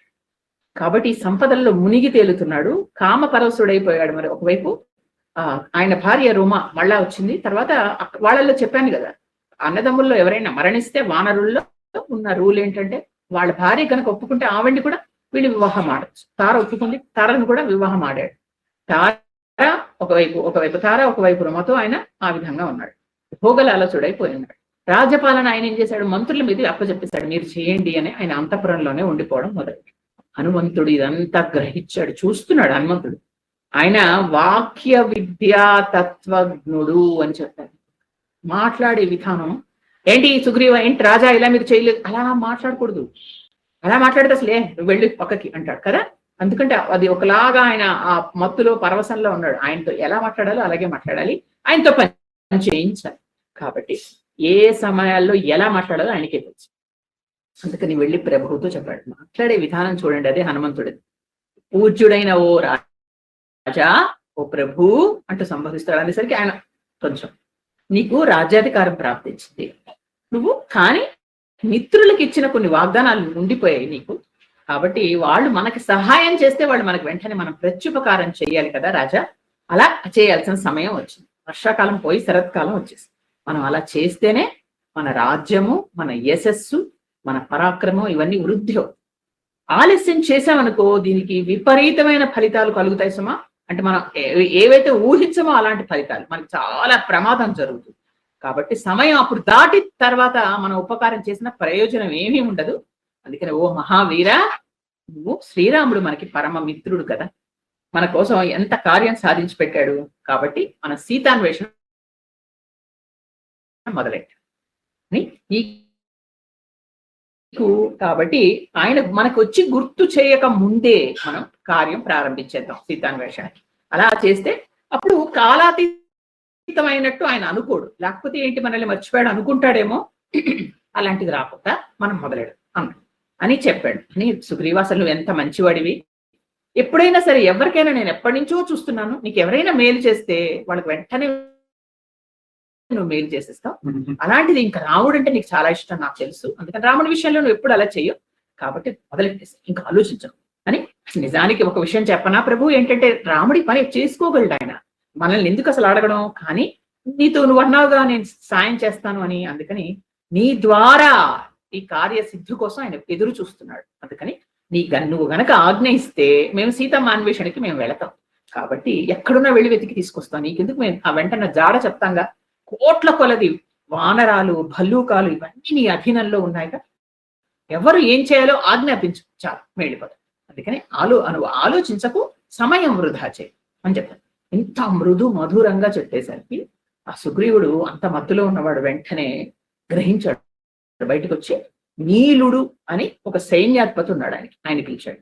పిలిచి ఆయన ఏం చెప్పాడంటే, నీలుడా నువ్వు వెళ్ళు, అన్ని దిక్కులకి పంపించు, నీ సేనని పంపించి ఎక్కడెక్కడ వానరాలు భల్లూకాలు ఉన్నాయో వాళ్ళందరినీ వెంటనే ఇక్కడికి వచ్చేము. ఇది 15 రోజులు గడువు ఉంటే సుమా, అందుకని అందరినీ వచ్చేయమని చెప్పాడు. అప్పుడు 15 దినాలు వానర యోధులందరూ ఇక్కడికి చేరాలి. ఒకవేళ కనుక రాలేదా వాళ్ళకి మరణదండను విధిస్తాను సుమా. అందుకని ఇది తిరుగులేని ఆజ్ఞ అని చెప్పాడు. దీన్ని సుగ్రీవాజ్ఞ అంటారు. తర్వాత మనకి ఆ మాట వచ్చేసి, అంటే సుగ్రీవాజ్ఞ అంటే ఎదురు ఇంక చెప్పడానికి లేదు. సుగ్రీవాజ్ఞ అంటే ఒక ఆజ్ఞ ఇస్తే దాన్ని పాటించాల్సిందే అంతే. కాబట్టి సుగ్రీవాజ్ఞ అని చెప్పు, వాళ్ళు వచ్చి తీరాలి 15 రోజులు అని చెప్పేసరికి అప్పుడు వెంటనే నీలుడు అంగదుడు యువరాజు కదా, ఆయనకి చెప్పాడు ఇది చేయించు అని. ఆజ్ఞను పాలించడానికి కోసం వీళ్ళు వెళ్ళారు. వెళ్ళి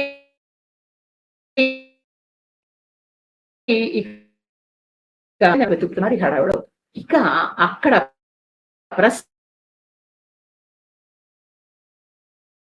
శ్రవణగిరిలో ఇవన్నీ. ఇప్పుడు ఆయన సీతాదేవిని తలుచుకుంటున్నాడు, దుఃఖిస్తున్నాడు అని చెప్పాను కదా. ఆ లక్ష్మణుడు వెళ్ళి ఒక రోజు పళ్ళని తినడానికి అన్ని రకరకాల పళ్ళు అవి సేకరించి తీసుకొస్తున్నాడు, దుంపలు అవి. అప్పుడు రాముడు అన్నాడు లక్ష్మణుడితో, శరత్కాలం సమీపించింది, సుగ్రీవుడేమో మన ఒప్పందాన్ని మర్చిపోయాడు, తను చేసిన ప్రతిజ్ఞని విస్మరించాడు, అక్కడ సుఖాల్లో మునిగి తేలుతున్నాడు. అందుకని నాకేమనిపిస్తోందంటే మనం అతనితో ఒకసారి ఏదైనా కబురు పంపిస్తే మంచిదా అనిపిస్తోంది అన్నాడు రాము. లక్ష్మణుడు, అన్నయ్య నువ్వు ఎలా చెప్తే అలా. ఇప్పుడు అందంగా మాట్లాడతాడండి రాముడు. మనం ఏంటంటాం, రాముడికి కోపం లేదు. ముందరే మనం కొన్ని రాముడి లక్షణాలు చెప్పుకున్నాం, 16 జితక్రోధుడు. పైగా రాముడికి కోపం వస్తే మనం మళ్ళీ అందులోనే ఇంకొకటి ఉంది ఏంటంటే, రాముడికి కోపం వస్తే దేవతలు కూడా భయపడతారు. మరి అదేంటి అంటే, కోపం రాదు, కోపం తెచ్చిపెట్టుకుంటాడు. ఒక ధర్మ కార్యం చేస్తున్నప్పుడు అడ్డం ఎవరైనా పడినప్పుడు కోపం నటిస్తాడు, కొంచెం గట్టిగా మాట్లాడతాడు. ఎందుకంటే అదుపులో పెట్టాలిగా జనాల్ని, లేకపోతే అందరం మళ్ళంటి వాళ్ళు అటు ఇటు వెళ్ళిపోతూ ఉంటారు. కాబట్టి గట్టిగా మాట్లాడాలి, కాబట్టి అలా కోపంగా నటిస్తాడు. అందుకని చెప్పాడు ఇలా. ఏం చెప్పాడు? నువ్వు చెప్పు సుగ్రీవుడికి, బహుశా నా ధనుష్టంకారం మళ్ళా నీకు వినాలని ఉందా ఏంటి సుగ్రీవా? మిత్రుల సహాయం తీసుకుని వాళ్ళకి మళ్ళా సహాయం చేయకపోతే వాళ్ళని కృతజ్ఞుడు అంటారు కదా. కాబట్టి సుగ్రీవుడికి అసలు ఎందుకు నాతో సహాయం తీసుకున్నాడంటే రెండు ప్రయోజనం కదా. ఒకటి, అతని వాలి వధ అవ్వాలి. రెండు, అతను చేశాక సీతాన్వేషణకి అతను నాకు సహాయం చేస్తాను. మొదటిది అయిపోయింది, అతనికి అనేక ప్రయోజనాలు సిద్ధించాయి. ఇంకా అతను చేసిన ప్రమాణాన్ని మర్చిపోయాడు. అందుకని నా మాట చెప్పు, నువ్వు వెళ్ళు లక్ష్మణ అక్కడికి. సుగ్రీవా, నీ అన్న వాలి వెళ్ళిన మార్గం ఇంకా మూసుకొని లేదు సుమా, కావాలంటే అంటే నువ్వు ఇలాంటి పని చేస్తే నేను అక్కడికే పంపిస్తాను, మీ అన్న వెళ్ళిన మార్గంలోనే అన్నారు. వాలి వెళ్ళిన త్రోవని అనుసరించాలని నీకుందా? అందుకని ప్రతిజ్ఞ కనుక పాటించకపోతే నువ్వు సపరివారంగా అక్కడికి వెళ్ళిపోతావు అని చెప్పాడు. అంటే వెంటనే అసలే లక్ష్మణుడు కొంచెం, మరి ఆదిశేషుడు అవతారం, కొంచెం కోపం. ఈ మాటలు అసలు రాముడు ఎప్పుడు కోపం రాదు, అలా కోపంగా మాట్లాడేసరికి ఇంకా లక్ష్మణుడి కోపం వచ్చేస్తుంది. నా అన్నకి ఇలా బాధ కలిగిస్తున్నాడు ఈ సుగ్రీవుడు అని వెంటనే అన్నాడు. సుగ్రీవుని, ఎందుకన్నయ్యా అంత బాధ నీకు? నాకు ఆజ్ఞవు, నేను ఇప్పుడే వెళ్ళి సుగ్రీవుని హతమార్చి వచ్చేస్తాను. ఆ అంగదుడు రాజు అయిపోతాడు, అయితే హతమార్చేస్తాం కదా నీకెందుకు అన్నాడు. అని ధనుర్బాణాలు స్వీకరించేసి లేచాడు.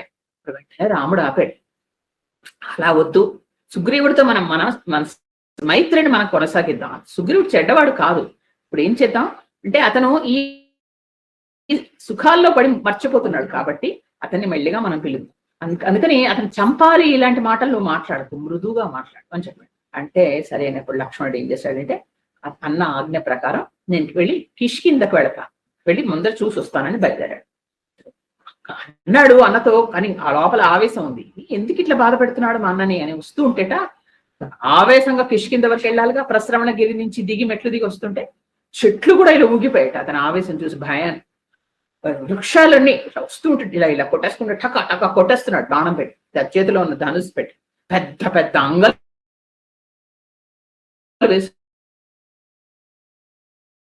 వేసుకుంటూ ఇందాక ప్రవేశిస్తే అనేక వేరే వేరే కోతులు అక్కడి నుంచి వచ్చిన, ఇంకా కొన్ని వచ్చేస్తున్నాయి అప్పటికే. ఆ వానరాలన్నీ చెట్లన్నీ మీద ఉన్నాయి అక్కడ, ఆ కొండల మీద ఉన్నాయి. ఇలా కిందికి వేసేవాళ్ళు, ఆశ్చర్యంగా చూసేవాళ్ళు, రకరకాల వానరులు అక్కడ ఉన్నారు. ఉంటే ఈ లోపల కిష్కిందలో ఉన్న వానరులు వచ్చేస్తున్నారు. ఆయన ఎవరో తెలుసా? మన వాలిని చంపాడే శ్రీరామచంద్రుడు, ఆయన తమ్ముడు ఈయన. అంటే వాళ్ళందరూ కిచకిచమంటూ ఆ చెట్లన్నీ ఎగిరి దూకుతున్నారు. లక్ష్మణుడికి అర్థం కాలేదు, కొత్త వానరాలు, ఎన్ని వానరాలు ఉన్నాయంటే ఇక్కడ, ఇలా కొత్తగా ఉన్నాయి అనుకుంటున్నాడు. అనుకుంటూ అప్పుడు ఇలా ఇవన్నీ చూసిన కొంతమంది వానరులు గబగబా పరిగెట్టెళ్ళారు లోపలికి, అంతఃపురంలో పరిగెట్టెళ్ళి సుగ్రీవుడికి అరిచి చెప్తున్నారు, ఇక్కడ లక్ష్మణుడు వచ్చేస్తున్నాడు, కోపంగా ఉన్నాడు, అది ఇదని అరుస్తుంటే అంతమంది స్త్రీలతో ఉన్న ఆయనకి ఈ మాటలే వినపడలేదు. ఎందుకంటే అతను మధుపానం సేవించి ఉన్నాడు. మరి ఇప్పుడు కానీ లక్ష్మణుడు ఎలా ఉన్నాడు? 5 తలల సర్పంలా ఉన్నట్టు, అంత కోపంతో ఆ 5 తలల సర్పం ఎలా ఉంటుందో అలా ప్రవేశించాడు. ఒక పొగతో కూడిన అగ్నిలాగా దీర్ఘమైన అలా నిట్టూర్పులు విదులుతూ అలా ఒక సర్ప నాలిక తెరిచి ఇలా వస్తున్నట్టుగా ఉంది. ధనుస్సు దాని పడగలా ఉంది, వెనకాతలు ఇలా ఉంటుంది కదా ధనుస్సు, ఇలా పైకుండి ఇలా ఉంటుంది కదా, అదంతా దాని పడగలా ఉంది. Network connection.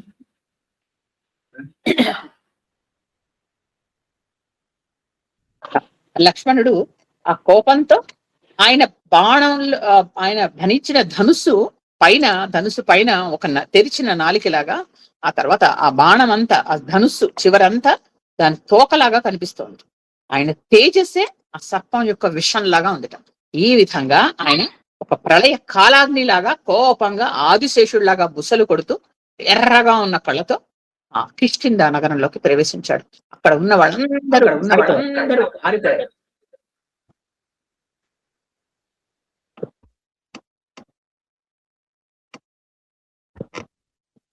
చూడండి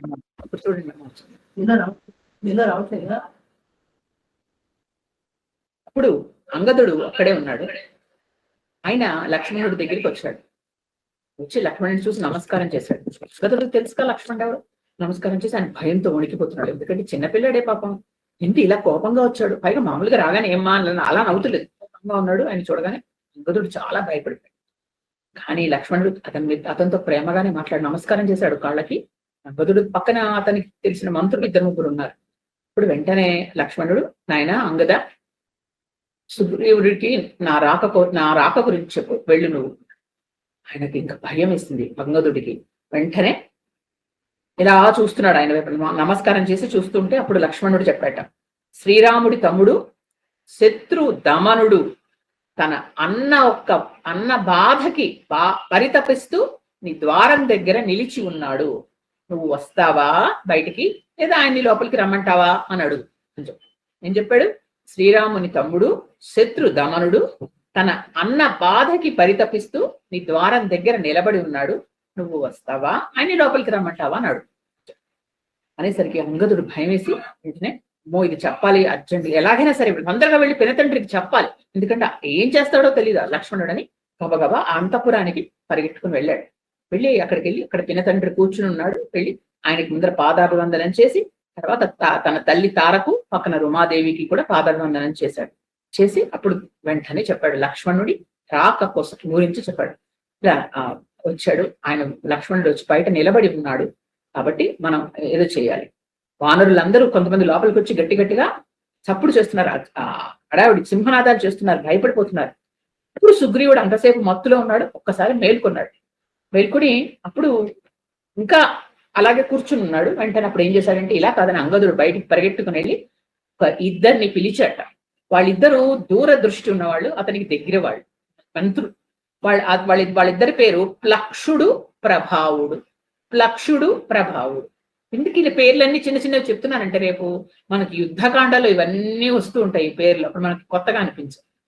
వాళ్ళిద్దరు ఏం చేశారంటే వెంటనే వాళ్ళకి చెప్పాడు అంగదుడు, మీరైనా చెప్పండి, ఆయనకి అలా మత్తులో ఉన్నాడు, లక్ష్మణుడు వచ్చాడు, ఏమైనా చేస్తాడు. గబగబా వాళ్ళు సుగ్రీవుడి దగ్గరికి వెళ్ళిపోయారు. మరి పెద్దవాళ్ళు కదా, చిన్నపిల్లాడు చెప్పలేడు, భయం వేస్తుంది. కాబట్టి వాళ్ళు వెళ్ళి మాట్లాడారు, వానరేంద్ర, రామలక్ష్మణులు మనకి రాజ్యం ఇచ్చిన వీరులు కదా, వాళ్ళు మనకి మిత్రులు కూడాను. లక్ష్మణుడు ధనుర్ధారియే, తన ప్రాణం ధనుస్సు తీసుకుని మన ద్వారం దగ్గర నిలబడి ఉన్నాడు, రాముడి సందేశం తీసుకొచ్చాడు. వానరులందరూ భయపడుతున్నాడు, అంగదుడు కూడా వచ్చాడు ఆ సందేశం తీసుకుని. అందుకని నువ్వు వెళ్ళు, లే అందరూ లే, వెళ్ళి ఆయనకి కాళ్ళకి నమస్కారం చేసుకో, వెళ్ళు, ఆయన కోపం తగ్గించు లక్ష్మణుడిది, శ్రీరాముడిని ఆదరించు, నువ్వు చెప్పిన ప్రతిజ్ఞ ఏదో నెరవేర్చు, లేకపోతే మనందరికీ చాలా ప్రమాదమా అని చెప్పాడు. అనేసరికి అప్పుడు సుగ్రీవుడికి అర్థమైంది వీళ్ళు ఏం మాట్లాడుతున్నారు. వెంటనే లేచిపోయాడు, ఆసనం నుంచి లేచి ఇప్పుడు అన్నట్ట, ఇంకా మత్తులోనే ఉన్నాడు కానీ మాట్లాడేస్తున్నాడు. నేను ఎప్పుడు వాళ్ళ గురించి ఏం పరుషంగా మాట్లాడలేదే, వాళ్ళ గురించి నేనేమి తిట్టడం అలాంటివి ఏం చెయ్యలేదే, నేను వాళ్ళకి అపకారం చెయ్యాలని కూడా తలపెట్టలేదే, ఎవరో నాకు నా గురించి వాళ్ళకి చెడ్డగా చెప్పారేమో, అలా ఎప్పుడు చేయలేదు, నాకు రాముడు ఎప్పుడు గౌరవనీయుడే, పైగా నేను మొదలెట్టాను కూడా పనులు, మీరు చెప్పండి అసలు ఆ కోపానికి కారణం ఏంటో కనుక్కోండి, ఎందుకంటే మాకెంత కొత్తగా అయింది మా ఇద్దరికి ఒక స్నేహం అనేది, ఒక చిన్న సంఘటనల వల్ల కూడా ఒక్కొక్కసారి ఆ మైత్రి చెడిపోతుంది సుమా. ఆయన నాకు మహోపకారం చేశాడు శ్రీరామచంద్రుడు, నేను ఇంతవరకు ఆయనకి ప్రత్యుపకారం చెయ్యలేదు అన్నాను కానీ చెయ్యలేదు, అందుకని నాకు భయం వేస్తాం. నిజమే, మరి భయం లేదా, మరి ఇక్కడ ఎదుర్కొంటే లక్ష్మణుడు వచ్చి ధనుర్ధారిలా నిలబడ్డాడు అని చెప్తూ ఉంటే అప్పుడు హనుమంతుడు ఉన్నాడు అక్కడే, మరి మంత్రి కదా, ఆయన అన్నాడు, మహావీరుడైన రామచంద్రుడు నీ కోసం వాలిని చంపాడు ప్రభు, నీ మేలు ఎప్పుడు ఆయన కోరతాడు, నీకు తెలుసు, నీకు చాలా గొప్ప స్నేహితుడు శ్రీరామచంద్రమూర్తి, అగ్ని సాక్షిగా మీ ఇద్దరికి మైత్రి అయింది కదా, ఆయన శుభలక్ష్మణ సంపన్నుడైన లక్ష్మణుణ్ణి నీ దగ్గరికి పంపించు. శరత్కాలం వచ్చేసింది కదా, సమయం నువ్వు పాటిస్తున్నావు, కానీ నువ్వు కూడా నిజానికి ఇప్పుడు కూడా నువ్వే ముందర పంపించావు, కానీ నువ్వు కొంచెం కాలాతీతం చేసేసావు, ఎందుకంటే సుఖలోలుడు అయిపోతున్నావు, నీకు తెలియట్లా, నువ్వు కొద్దిగా కాలాతీతం చేసావు.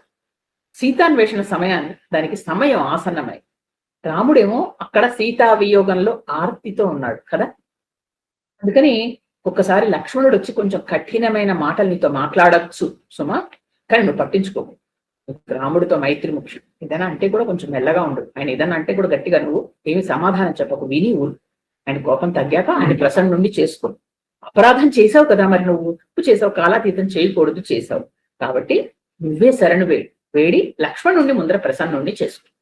రాముడికి కోపం తెప్పించకు సుమా, ఎందుకంటే వారి శాసనాన్ని మనం ధిక్కరించకూడదు అని నువ్వు నీ భార్యాపుత్రులతో వెళ్ళి శరణు వేడు, ఆయనకి దండం పెట్టు, వెళ్ళు, ప్రాణమిల్లు అని చెప్పాడు. ఎందుకంటే ఎవరైనా సరే వాళ్ళు ఒక్కళ్ళు వెళితే కోపం ఉంటుంది, పక్కన భార్య పిల్లలు వీళ్ళందరూ వెళ్ళారనుకోండి ఏం అనలేరు, అప్పుడు తప్పనిసరిగా దీవిస్తారు, కోపం తగ్గుతుంది. ఇవన్నీ ఆలోచించి హనుమంతుడు మార్గం చెప్పాడు.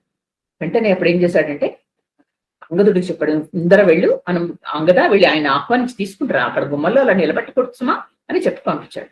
సరే అంగదుడు గబగబా వెళ్ళి ఆయనకి దండం పెట్టి మీరు రండి లోపలికి, అక్కడ అంటే ఆయన అక్కడ కిష్కింద అక్కడ బయట ఎక్కడో నిలబడున్నాడు, అక్కడి నుంచి అంతఃపురానికి రావాలిగా, రండి నేను తీసుకెళ్తాను, నాన్నగారు మిమ్మల్ని చక్క తీసుకురమ్మన్నారు, మీరు మా ఇంటికి రావడం మహాద్భాగ్యం అనుకుంటూ చక్కగా ఆయన లోపలికి తీసుకొచ్చాడు.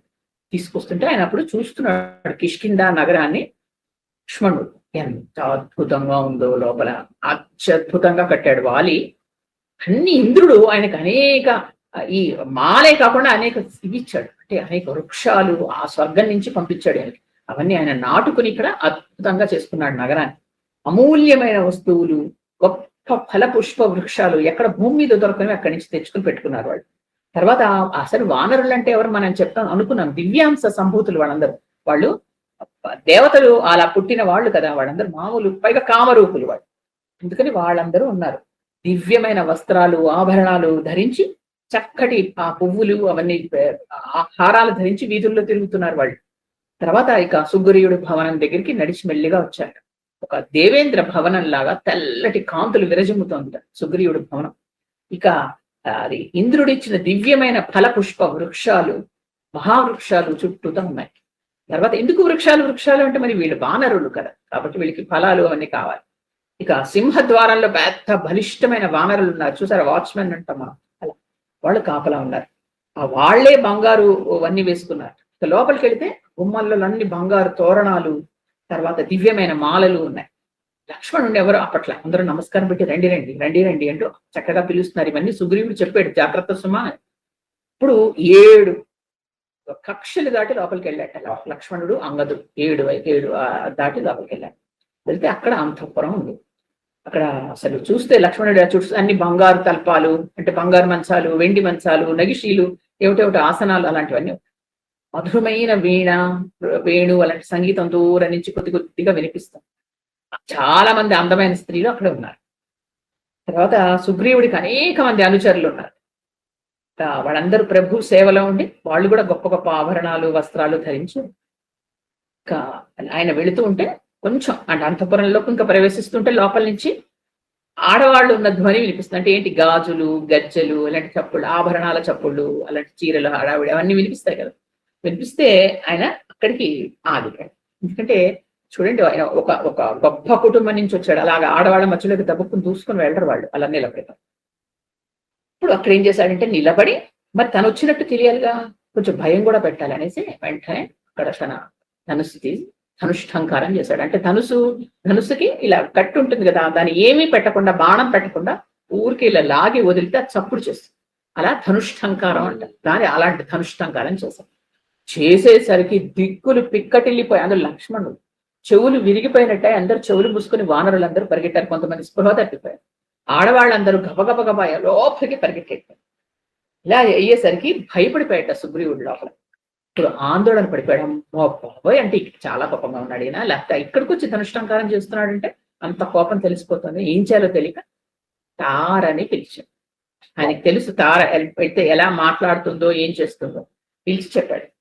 ఇప్పుడు ఏం చెప్పాడంటే, తార, లక్ష్మణుడు నిజంగా ఎప్పుడు మృదు స్వభావి, కోపం రాదు, కానీ ఎందుకో కోపంగా ఉన్నాడు. ఎక్కడో నేను తెలియకుండా అపచారం చేశాను, లేకపోతే ఎవరో చేశారు, ఏదో అయింది. అందుకని నువ్వేంటంటే నీ దృష్టితో ఆలోచించు సుమా, నేను చెప్పినట్టు కాదు, నువ్వు ఆలోచించు నీ వైపు నుంచి. నాకు తెలుసు నువ్వు ఆలోచించగలవు.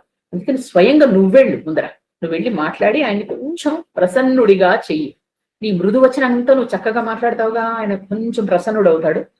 అప్పుడు నిన్నేం కోప్పడ్డు, ఒక స్త్రీగా నువ్వు వెళితే ఏమీ అనడు నేను.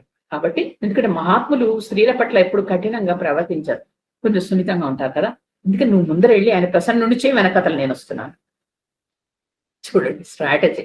తర్వాత వెంటనే ఈ మాట విని తారసారి అని ముందర ఆవిడ వెళ్ళింది. అక్కడ గుమ్మం దగ్గర లక్ష్మణుడు నుంచున్నాడు. అలా రాగానే శాంతంగా నిలబడున్నాడు. ఆవిడ వెళ్ళింది. వెళ్ళగా ఆయన చూసి ఆయన నమస్కారం చేశాడు. ఈవిడ కూడా నమస్కారం చేసింది. గౌరవ భావం. ఆయన ఒక ఏంటంటే ఒక గొప్ప కుటుంబం నుంచి వచ్చిన క్షత్రియుడు. అలా ఆడవాళ్ళని అసహ్యంగా మాట్లాడడం అలా చేయడు. తలంచుకొని నిలబడ్డాడు. అంటే ఆవిడ తార ఎవరో తెలుసు ఆయనకి. వాళ్ళకి భార్య, సుగ్రీవుడి భార్య ఏంది ఆ రాణి అని తెలుసు. కానీ స్త్రీ కాబట్టి అలా తలంచుకొని నిలబడ్డాడు. అయితే తార మాట్లాడింది వాక్చాతుర్యం, సమయస్ఫూర్తి రెండున్నాయి ఆవిడకి. ఒకటి కాదు, ఒక వాక్చాతుర్యం ఉంటే సమయం సరిపోదు, ఏ సమయంలో ఎలా మాట్లాడాలో తెలుసు. ఆ రెండు ఉన్నాయి తారకి. అప్పుడు సుగ్రీవుడు అందుకే ఊహ చేశాడు, ఈవిడ్ని పంపిస్తే లక్ష్మణుడు కోపం తగ్గుతుంది. అది నిజమే. ఆవిడ మాట్లాడిన మాటలు చూడండి. రాజకుమారా అని పిలిచి, లక్ష్మణుడు రాజకుమారుడే, రాజేం కాదుగా, ఎప్పుడు రాజకుమారుడే, రాజు ఎప్పుడు రాముడే, ఇప్పుడు కాదనుకోండి అఫ్కోర్స్. కానీ ఆయన రాజకుమారా అని పిలిచి నీ ఎందుకు అంత కోపంగా ఉన్నావు, నీ రోషావేశాలకి కారణం ఏంటయ్యా, ఎందుకు ఇక్కడ ధనుష్టంకరం చేసావు, నీ మాటను ఎవరైనా తిరస్కరించారా, అసలు నీకు విషయం తెలుసా, అడవిలో ఎక్కడైనా ఎండిపోయిన చెట్లు ఉన్నాయనుకో, అక్కడ దావాగ్ని వచ్చిందనుకో, దాని చుట్టుపక్కలకి ఎవరు వెళ్ళరు. అలాగే అసలు నువ్వు వీరుడివి, పైగా నీకు కొంచెం ఏటో కోపంగా కనిపిస్తున్నావు. ఇక ఎవరు రావడం ఇక్కడ భయపడిపోతున్నారు, లోపల అంతఃపుర స్త్రీలు చూడు భయపడి పరిగెడుతున్నారు, ఎందుకు అలా కోపంగా ఉన్నావు నువ్వు అని మహావంతుడు అడిగేసరికి వెంటనే ఆయన తలంచుకొని మాట్లాడాడు లక్ష్మణుడు. తారా, నువ్వు ఎప్పుడు ఒక మంచి భార్యవి, పైగా ఒక రాణివి, మహారాణివి కదా, ఇప్పుడు ప్రభు హితాన్నే కోరతావు, నీ రాజు మంచిని నువ్వు కోరుతూ ఉంటావు కదా. కానీ నీ రాజు ఏం చేస్తున్నాడో తెలుసా, ఆయన సుఖ భోగాల్లో మునిగిపోయి ధర్మాన్ని మర్చిపోయాడు. సీతాన్వేషణ కాలంలో నేను సీతాన్వేషణ శరత్కాలంలో మొదలెడతాను అని మాట ఇచ్చాడు రాముడికి, అది మర్చిపోయాడు. మధుపానంలో మునిగిపోతున్నాడు. ఒకటి ఇచ్చిన మాట మీద నిలబడ చెయ్యాలి. అందులో మనకు ఉపకారం చేసిన వాళ్ళకి మరీ చేయాలి, అందులో ఉపకారం చేసిన మిత్రుడైతే వెంటనే చేయాలి. ఇతను మర్చిపోయాడు, ఆ విషయం గుర్తులేదు. కాబట్టి నీ స్వామిలో ఈ రెండు లక్షణాలు లేవు. ఒకటి ఏంటి, ఒక ఇచ్చిన మాట మీద నిలబడకపోవడం, ఉపకారం చేసిన వాళ్ళకి ఉపకారం చేయడం. ఈ రెండు లక్షణాలు మీ రాజులో లేవు. కానీ నీకు తెలుసుగా కార్య సాధన అంటే ఏంటో, నాకు తెలుసు. తార గురించి ఇప్పుడు అందరూ చెప్తూ ఉంటారు, నీ గురించి నాకు తెలుసు. కాబట్టి అతనేం చేయాలో నువ్వే చెప్పు, మేం కూడా ఏం చేయాలో అది కూడా నువ్వే చెప్పు. నేనేం చెప్పాను, రెండు నువ్వే చెప్పు. చూడండి, లక్ష్మణుడు కోపంలో ఉన్నాడు, అందుకని అలా. ఇప్పుడు తారకి అర్థమైంది, లక్ష్మణుడికి ఎందుకు కోపం వచ్చింది, ఇక్కడ ఆలస్యం ఎందుగా, ఆ మాట తప్పుతున్నాము అనుకున్నాడు, అందుకని కోపం వచ్చిందని. నేను మంచిగా మాట్లాడితే కానీ అతని కోపం తగ్గదు అని మృదువుగా చక్కగా మధురంగా మాట్లాడటం మొదలెట్టు. ఓ మహావీర, ఇది కోపం తెప్పించుకోవాల్సిన సమయం కాదు. ఎందుకు కోపం తెప్పించుకుంటున్నావు, నువ్వు ఎందుకు కోపం తెచ్చుకుంటున్నావు, అసలు అందులో పైగా నాకు తెలుసు సుగ్రీవుడు నీకు చాలా ఆత్మీయుడు కదా, మీ అందరికీ అందులో చాలా మీకు స్నేహితుడు కూడా, అందుకని అలాంటి వాడి మీద అస్సలు కోపం తెచ్చుకోకూడదు నువ్వు. ఇంకోటి ఏంటంటే, మీకు ఇచ్చిన మాట ఆయన మర్చిపోయాడు అనుకుంటున్నారు కదా, ఏమీ మర్చిపోలేదు లక్ష్మణ, నేను చెప్తున్నాను.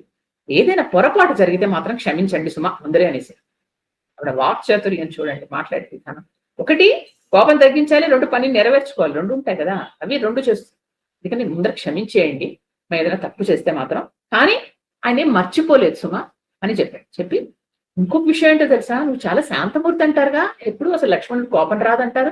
అలాంటి వాడికి ఈయన కొంచెం బలహీనుడు సుగ్రీవుడు, ఈయన మీద కోపం నీకేంటి, ఆయన వానరుడు కదా, చెంచల స్వభావుడు, ఆయన మీద కోపం ఏంటయ్యా నీకు లక్ష్మణ, అలా మాట్లాడు అని ఇంకొకటి చెప్పింది. నాకు అన్ని తెలుసు లక్ష్మణ, నువ్వు అన్నావు కదా, నాకు అన్ని తెలుసు. సుగ్రీవుని మాట, రాముడి శౌర్యం, ఇవన్నీ నాకు తెలుసు. కానీ ఇంకోటి ఏంటో తెలుసా, సుగ్రీవుడు చాలా రోజులు రాజ్యం లేక భార్య లేక ఎన్నో సంవత్సరాలు ఈ అడవుల వెంబడి వాటి తిరిగాడు కదా. ఇప్పుడు రాజ్యం లభించింది, భార్య లభించారు కాబట్టి కొంచెం కామల్లో మునిగాడు, ఆ విషయం నాకు తెలుసు. కానీ ఒక్క విషయం చెప్పమంటావా లక్ష్మణ, గొప్ప గొప్ప ఋషులు కూడా ఈ కామానికి వసులైపోతుంటారు కదా. అందులో ఈ సుగ్రీవుడా వానరుడు, అందులో ఇతను వశం కాకుండా ఎలా ఉంటాడు చెప్పు. పైగా సుగ్రీవుడు ఇంత ఇదిలో ఉన్నా ఏం చేశాడో తెలుసా, సీతాన్వేషణకి ఆజ్ఞలు ఇచ్చేశాడు. ఇచ్చిన తర్వాత కొంతమంది వచ్చారు కూడా. నువ్వు వచ్చి ఇలా బయట నిలబడి ధనుష్టంకారం చేస్తున్నావు కదా, ఇప్పుడు నాకు నీ సత్ప్రవర్తన ఏంటో తెలుస్తుంది. లేకపోతే లోపలికి వచ్చేసి మమ్మల్ని ఏం భయపెట్టలేదు, బయట నుంచే నిలబడి పైగా నేను రాగానే ఇలా తలంచుకొని మాట్లాడుతున్నాను. నీ వంశ మర్యాద అవన్నీ నాకు తెలియట్లేదు ఎంత చక్కగా. కాబట్టి నువ్వు మమ్మల్ని అందరినీ ఎంత మాతృభావంతో సోదరీ భావంతో చూస్తున్నావో నాకు తెలుస్తుంది. గొప్ప మనస్సు, నీ సంస్కారం అంటే నాకు తెలుస్తున్నాయి లక్ష్మణ. లోపలికి రా, అది లోపలికి వెళ్ళి మాట్లాడుకుందాం, ఇక్కడ గుమ్మల్లో ఏంటిదా, లోపలికి వెళ్దాం దా. ఇప్పుడు లక్ష్మణుడు మెల్లిగా అంతఃపురంలోకి ప్రవేశించడానికి వచ్చాడు. తర్వాత చెప్పింది, నువ్వు చూడలేదా, నువ్వు బయట అక్కడ వానరులు ఎంతో మంది వచ్చారు, అవన్నీ చెప్పింది. ఇక్కడి నుంచి వచ్చిన తర్వాత మళ్ళా సింహాసనం దగ్గరికి లోపలికి తీసుకెళ్తే అక్కడ లక్ష్మణుడు, అక్కడ సుగ్రీవుడు, తర్వాత రుమాదేవితో కూర్చున్నాడు. ఈయన రాగానే గబుక్కుని లేచాడు, కొంచెం తూలుతున్నాడు, ఇంక మధుపానంలో ఉన్నాడు ఆయన. అది చూసేసరికి మళ్ళా కోపం వచ్చేస్తుంది, చాలా కళ్ళు ఎర్రగా మారిపోయాయి లక్ష్మణుడికి. చూసి వెంటనే ఆయన చూడగానే లక్ష్మణుడు అన్నాడు, సుగుణాలు అన్నీ ఉన్న ఒక రాజు లోకంలో అందరి చేత గౌరవం ఆదరం పొందుతాడు, నువ్వు అవి లేకుండా ఈ మధుపానంలో మునిగావు సుగ్రీవా, అది కాకుండా నువ్వు నీ వాగ్దానం చేసి మర్చిపోయావు, కాబట్టి నీకు పాపం ఏంటొస్తుందో తెలుసా, బంధువులందరినీ చంపిన పాపం వస్తుంది. ఒక్కొక్కళ్ళకి ఒక్కొక్క పాపం ఉంటుంది, ఈ పాపం చేస్తే నీకు ఇది వస్తుంది, ఈ తప్పు చేస్తే ఈ పాపం అని, అలాగా నీకు బంధువులందరినీ చంపిన పాపం వస్తుంది. ఇక నువ్వు రాముడికి ఇచ్చిన వాగ్దానాన్నే మర్చిపోయావు కదా, అందుకని నీకు సకల ప్రాణుల్ని చంపిన పాపం మాత్రం వచ్చేస్తుంది. ఎందుకంటే నువ్వు ఆయన సకల గుణాభిరాముడు కదా, అలాంటి రాముడికి ఇచ్చిన వాగ్దానం మర్చిపోవడం ఏంటి అని అప్పుడు ఒక శ్లోకం చెప్తారు. పూర్వం కృతార్థో మిత్రాణం నతతి ప్రతికరోతి యః కృతజ్ఞః సర్వభూతానాం సవధ్య ప్లవగేశ్వర. అంటే మిత్రుల వలన ఉపకారం పొంది ప్రత్యుపకారం చేయని వాడు కృతజ్ఞుడు, సంపతగిన వాడు, సకల జనుల యందు మృతప్రాయుడు, వాడు ఇంకా మరణించిన వాడితోనే సమానం. కాబట్టి ఇలాంటి వాడు ఉన్నాడు కాబట్టి బ్రహ్మహత్యా పాతకం, మద్యపాన పాతకం, దొంగతనం, ఇలాంటి వ్రతభంగం వాటికి ప్రాయశ్చిత్తాలు ఉంటాయి. కానీ నువ్వు కృతజ్ఞుడి పాపానికి ప్రాయశ్చిత్తం లేదు. నువ్వు ఒక ప్రమాణం చేసి మర్చిపోయి భోగాల్లో పడిపోయావు. శ్రీరాముడి అనుగ్రహం చేత నీకే రాజ్యం దక్కింది అనే విషయం మర్చిపోయావా నువ్వు? ఇలా మర్చిపోతే రాముడు వేసిన బాణాల వల్ల నువ్వు నీ అన్న వెళ్ళిన మార్గంలోనే వెళతావని రాముడు చెప్పమన్నాడు. వాలి వెళ్ళిన మార్గం నీకు గుర్తుందా? నిన్ను ఆ మార్గంలోనే పంపిస్తారు అని చెప్పాడు. ఈ సుఖాలన్నీ శాశ్వతం అనుకుంటున్నావేమో, కాదు, నువ్వు రాముడి కార్యాన్ని మర్చిపోయావు అన్నాడు. ఇలా అన్నాడండి. సుగ్రీవుడు మాట్లాడలా, నిలబడిపోయాడు. ద్రోమతోటి గడగడ తార ఇలా చూసింది, సుగ్రీవుడి వైపు గ్రహించింది, ఇతను మాట్లాడే ఇదిలో లేడు, భయపడుతున్నాడు. మళ్ళా ఇంకా తగ్గించాలి. ఇప్పుడు కోపం తగ్గించి తీసుకొచ్చింది. మళ్ళా సుగ్రీవుడిని చూడగానే లక్ష్మణుడికి కోపం పెరిగింది, ఇంకా కొంచెం తగ్గించాలి. అందుకని మళ్ళా మాట్లాడటం మొదలెట్టు. ఓ లక్ష్మణ స్వామి అని పిలిచి, లక్ష్మణ స్వామి పిలిచి, మా వానర రాజు సుగ్రీవుడు కదా, ఆయన మీకు మిత్రుడు, కానీ ఒక్క విషయం చెప్పనా, నువ్వు అలా కఠిన వచనాలు చేయకు ఆయన మీద. మాకందరికి ఆయన ప్రభు, మాకు రాజు కదా, మేమందరం ఉన్నాం, మా అందరికి రాజు. మా ముందర మా రాజు గురించి నువ్వు అలా గట్టిగా మాట్లాడటం మాకు నచ్చట్లేదు. ఇంకోటి ఏంటో తెలుసా, ఆయన శ్రీరాముడు మేలు మేము మర్చిపోలేదయ్యా, మా అందరికీ గుర్తుంది. ఆయన వల్ల, ఆయన కరుణ వల్లే కదా మేమందరం ఇంత బాగున్నాం. కాబట్టి ఇన్ని రోజులు పాపం చెప్పాను కదా, అనేక కష్టాల్లో ఉన్నాడు సుగ్రీవుడు, ఇప్పుడే సుఖంలో ఉన్నాడు. సమయాన్ని గమనించలేదు, మర్చిపోయాడు. రామానుగ్రహం వల్ల ఇంత భాగ్యం దొరికిందని ఆనందంలో ఉండిపోయాడు. అందుకని దయచేసి దాన్ని క్షమించండి, కోపం తెచ్చుకోకండి. మీలాంటి వాళ్ళు ముందు వెనకాల ఆలోచించాలి కదా, వాళ్ళకి అంత గొప్ప వంశంలోంచి వచ్చేవ లక్ష్మణ, నీకు కోపం ఏంటయ్యా అని చెప్పాడు. అని అందుకని సుగ్రీవుడి పక్షంగా మమ్మల్ని అందరినీ అనుగ్రహించమని నేను మిమ్మల్ని త్రికరణ శుద్ధిగా వేడుకుంటున్నాను, మమ్మల్ని కోపం తగ్గించుకోండి లక్ష్మణ స్వామి అని చెప్పి. అని ఇంకో విషయం చెప్పనా నీకు, రాముడి కోసం, రాముడు అంటే సుగ్రీవుడికి ఎంత ఇష్టమో తెలుసా నీకు? ఒక స్నేహితుడు కాదు, ఆయన ఒక ప్రభువుగా ఆరాధిస్తాడు. ఆయన కోసం నన్ను, రాజ్యాన్ని, ఆయన భార్య రుమని, అంగదుడిని అన్ని వదిలేస్తాడు, అంత ఇష్టం. అందుకని ఆ మాట మర్చిపోయాడు అనే మాట తప్పు, కొంచెం కాలాతీతమైంది, కరెక్టే. తర్వాత నీకో విషయం తెలుసా, నాకు వాలి కొన్ని విషయాలు చెప్పాడు. వాలికి ఇదివరకు భర్త వాలి కదా, ఆ వాలి నాకు చెప్పిన విషయాలు, రావణాసురుడి గురించి కొన్ని విషయాలు చెప్పాడు, అది నేను నీకు చెప్తున్నాను. ఏంటో తెలుసా, ఆయన లంకలో ఆయన రావణాసురుడు కొన్ని రోజులు స్నేహితులుగా కలిసి ఉండేవాడు. కొన్ని మాటలు వాళ్ళిద్దరికి తెలిసిన విషయాలు నాకు కొన్ని చెప్పాడు. ఏంటంటే, లంకలో అనేక వేల మంది రాక్షసులు ఉంటారు.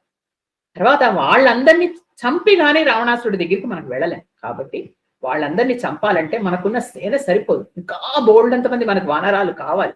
వాళ్ళు ఎక్కడెక్కడ ఉంటున్నారు, వాళ్ళ గుట్టంతా కావాలి మనకి. అందుకని ఏం చేశాడు సుగ్రీవుడు, ఉత్తినే ఊరుకోలేదు. ఇప్పుడు ఏదో ఖాళీగా ఉన్నాడు అనుకోకు నువ్వు. ఏం చేశాడో తెలుసా, ప్రపంచంలో ఉన్న వానరులందరికీ కబురు పెట్టేశాడు. ఎప్పుడో వాళ్ళందరూ వస్తున్నారు, నువ్వు వస్తూ ఉంటే దారిలో నీకు కొన్ని కొన్ని కొత్త కొత్త వానరాలు కనిపించాయి, నేను అల్లరి చేస్తున్నాయి అనుకున్నావు కదా, నువ్వు కాదు. వాళ్ళందరూ ఎక్కడెక్కడి నుంచో వచ్చిన వాళ్ళు తెలుసా నీకు. వాళ్ళందరూ సుగ్రీవ ఆజ్ఞ అంటే ఏంటో ఇప్పుడు నీకు తెలుస్తుంది. ఎందుకంటే తెలుసా, సుగ్రీవుడు వీళ్ళందరికీ మాట్లాడు, ఇలా కళ్ళతో కను సైగలు చేస్తే వాళ్ళందరూ భయపడతారు.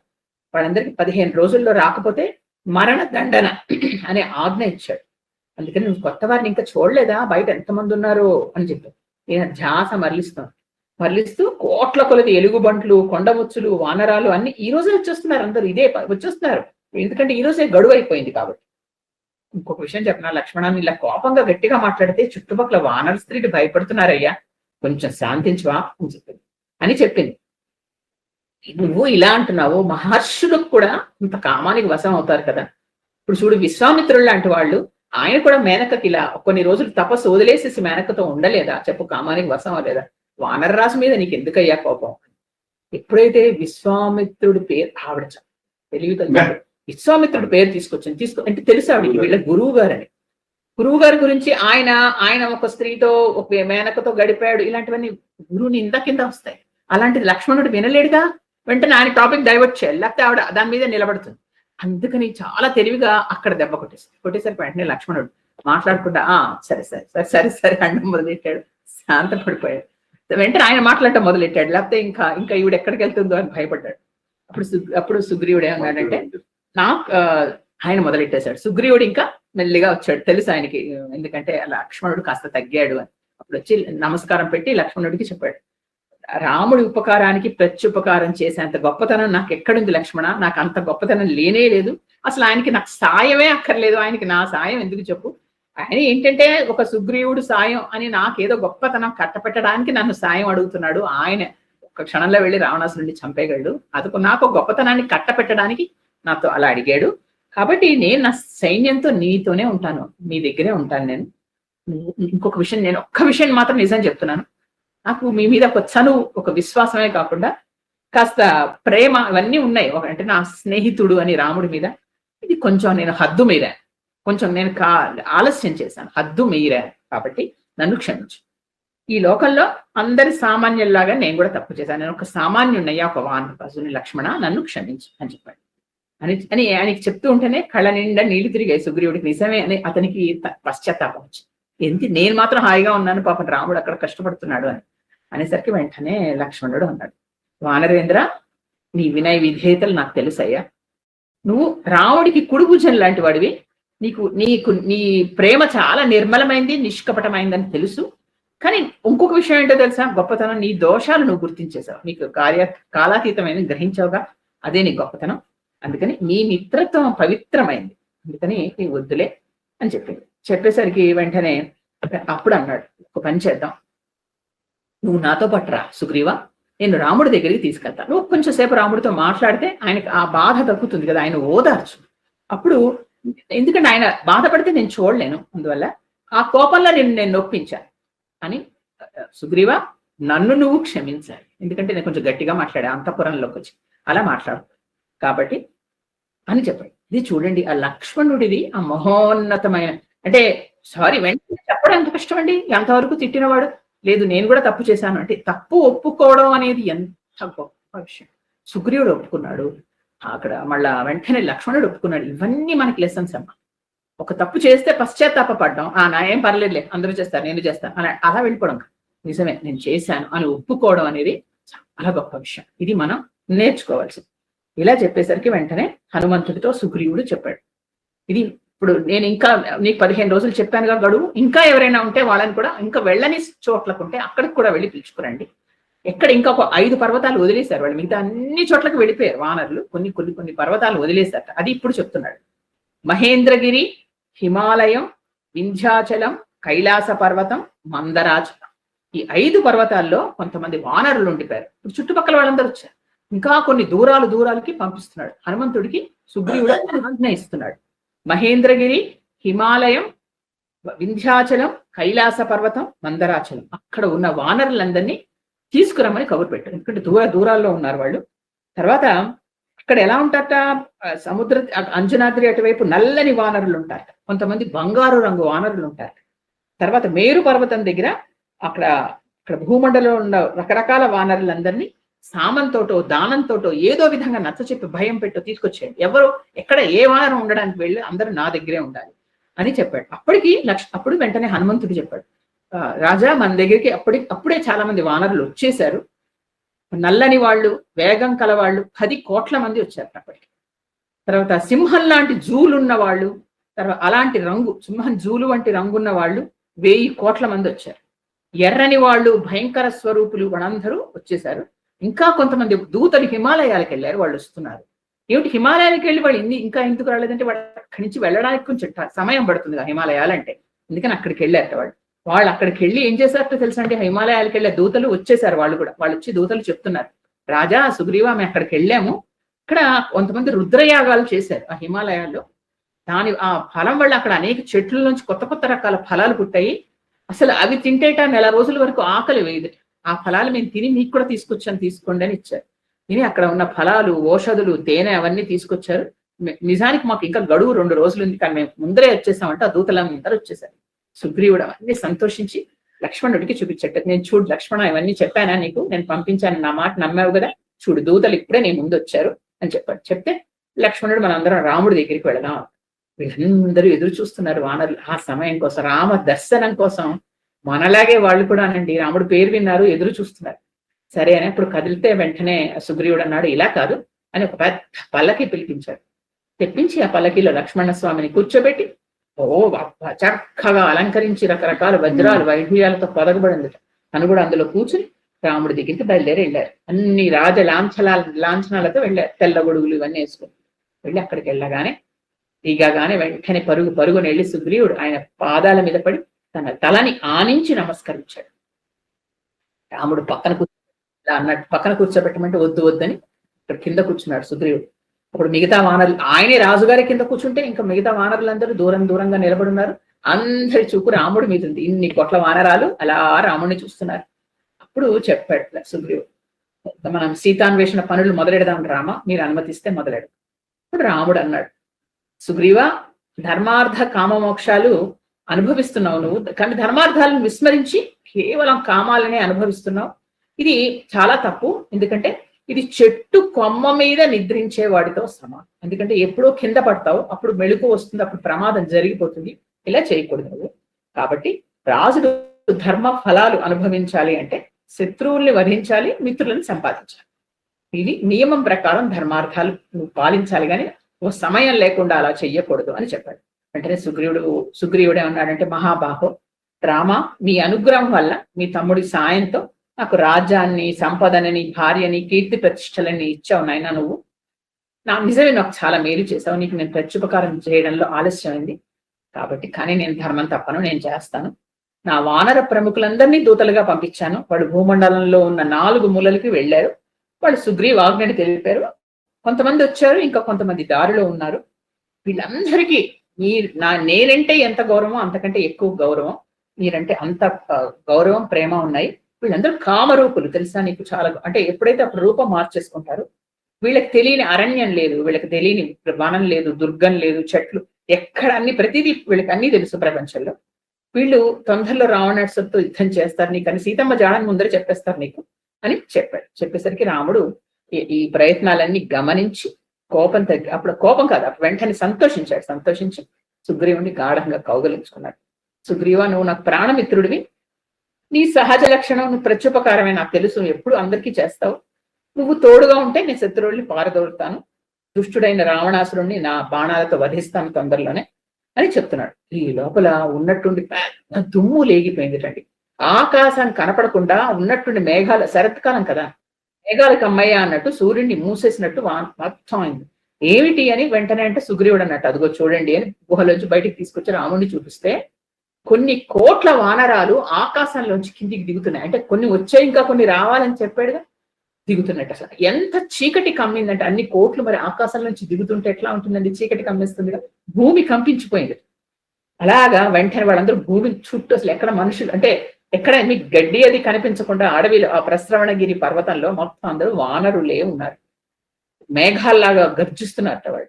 ఇప్పుడు చెప్పాడు ఒక్కొక్కళ్ళని, వీళ్ళందరూ సేనాధిపతుల్ని మీకు పరిచయం చేస్తాను నేను, ఎందుకంటే ఇంతమందిని చేయడం కష్టం అని సేనాధిపతుల్ని కొద్దిగా పరిచయం చేశాడు. అది ఇంకొక 4 మాటలు చెప్పుకొని వస్తుంది. వాళ్ళందరూ రాముడిని చూస్తున్నారు. నీలమేఘశ్యాముడు అలా నిలబడున్నాడు, దర్శనం ఇచ్చాడు అందరికి శ్రీరామచంద్రమూర్తి. వానరులందరూ వాళ్ళందరూ దేవాంశ సంభూతులు కదండి. అందరికి కొంతమందికి మొదటిసారి దర్శనం, కొంతమందికి రెండోసారి దర్శనం. అలాగా రాముడిని చూస్తున్నారు. ఓ మనం వెళుతున్నాం రాముడి కోసం, రాముడి పని చేయడానికి, రామ కార్యానికి మనం వెళుతున్నాం అంటూ వాళ్ళందరూ అసలే వానరులు చపల చిత్తం ఉన్న వాళ్ళు హుషారైపోతున్నారు. వాళ్ళు అలాంటి వాళ్ళని అప్పుడు సేనాధిపతుల్ని పరిచయం చేయడం, ఒక్కొక్కళ్ళని పిలిచి సుగ్రీవుడు పరిచయం చేస్తున్నాడు.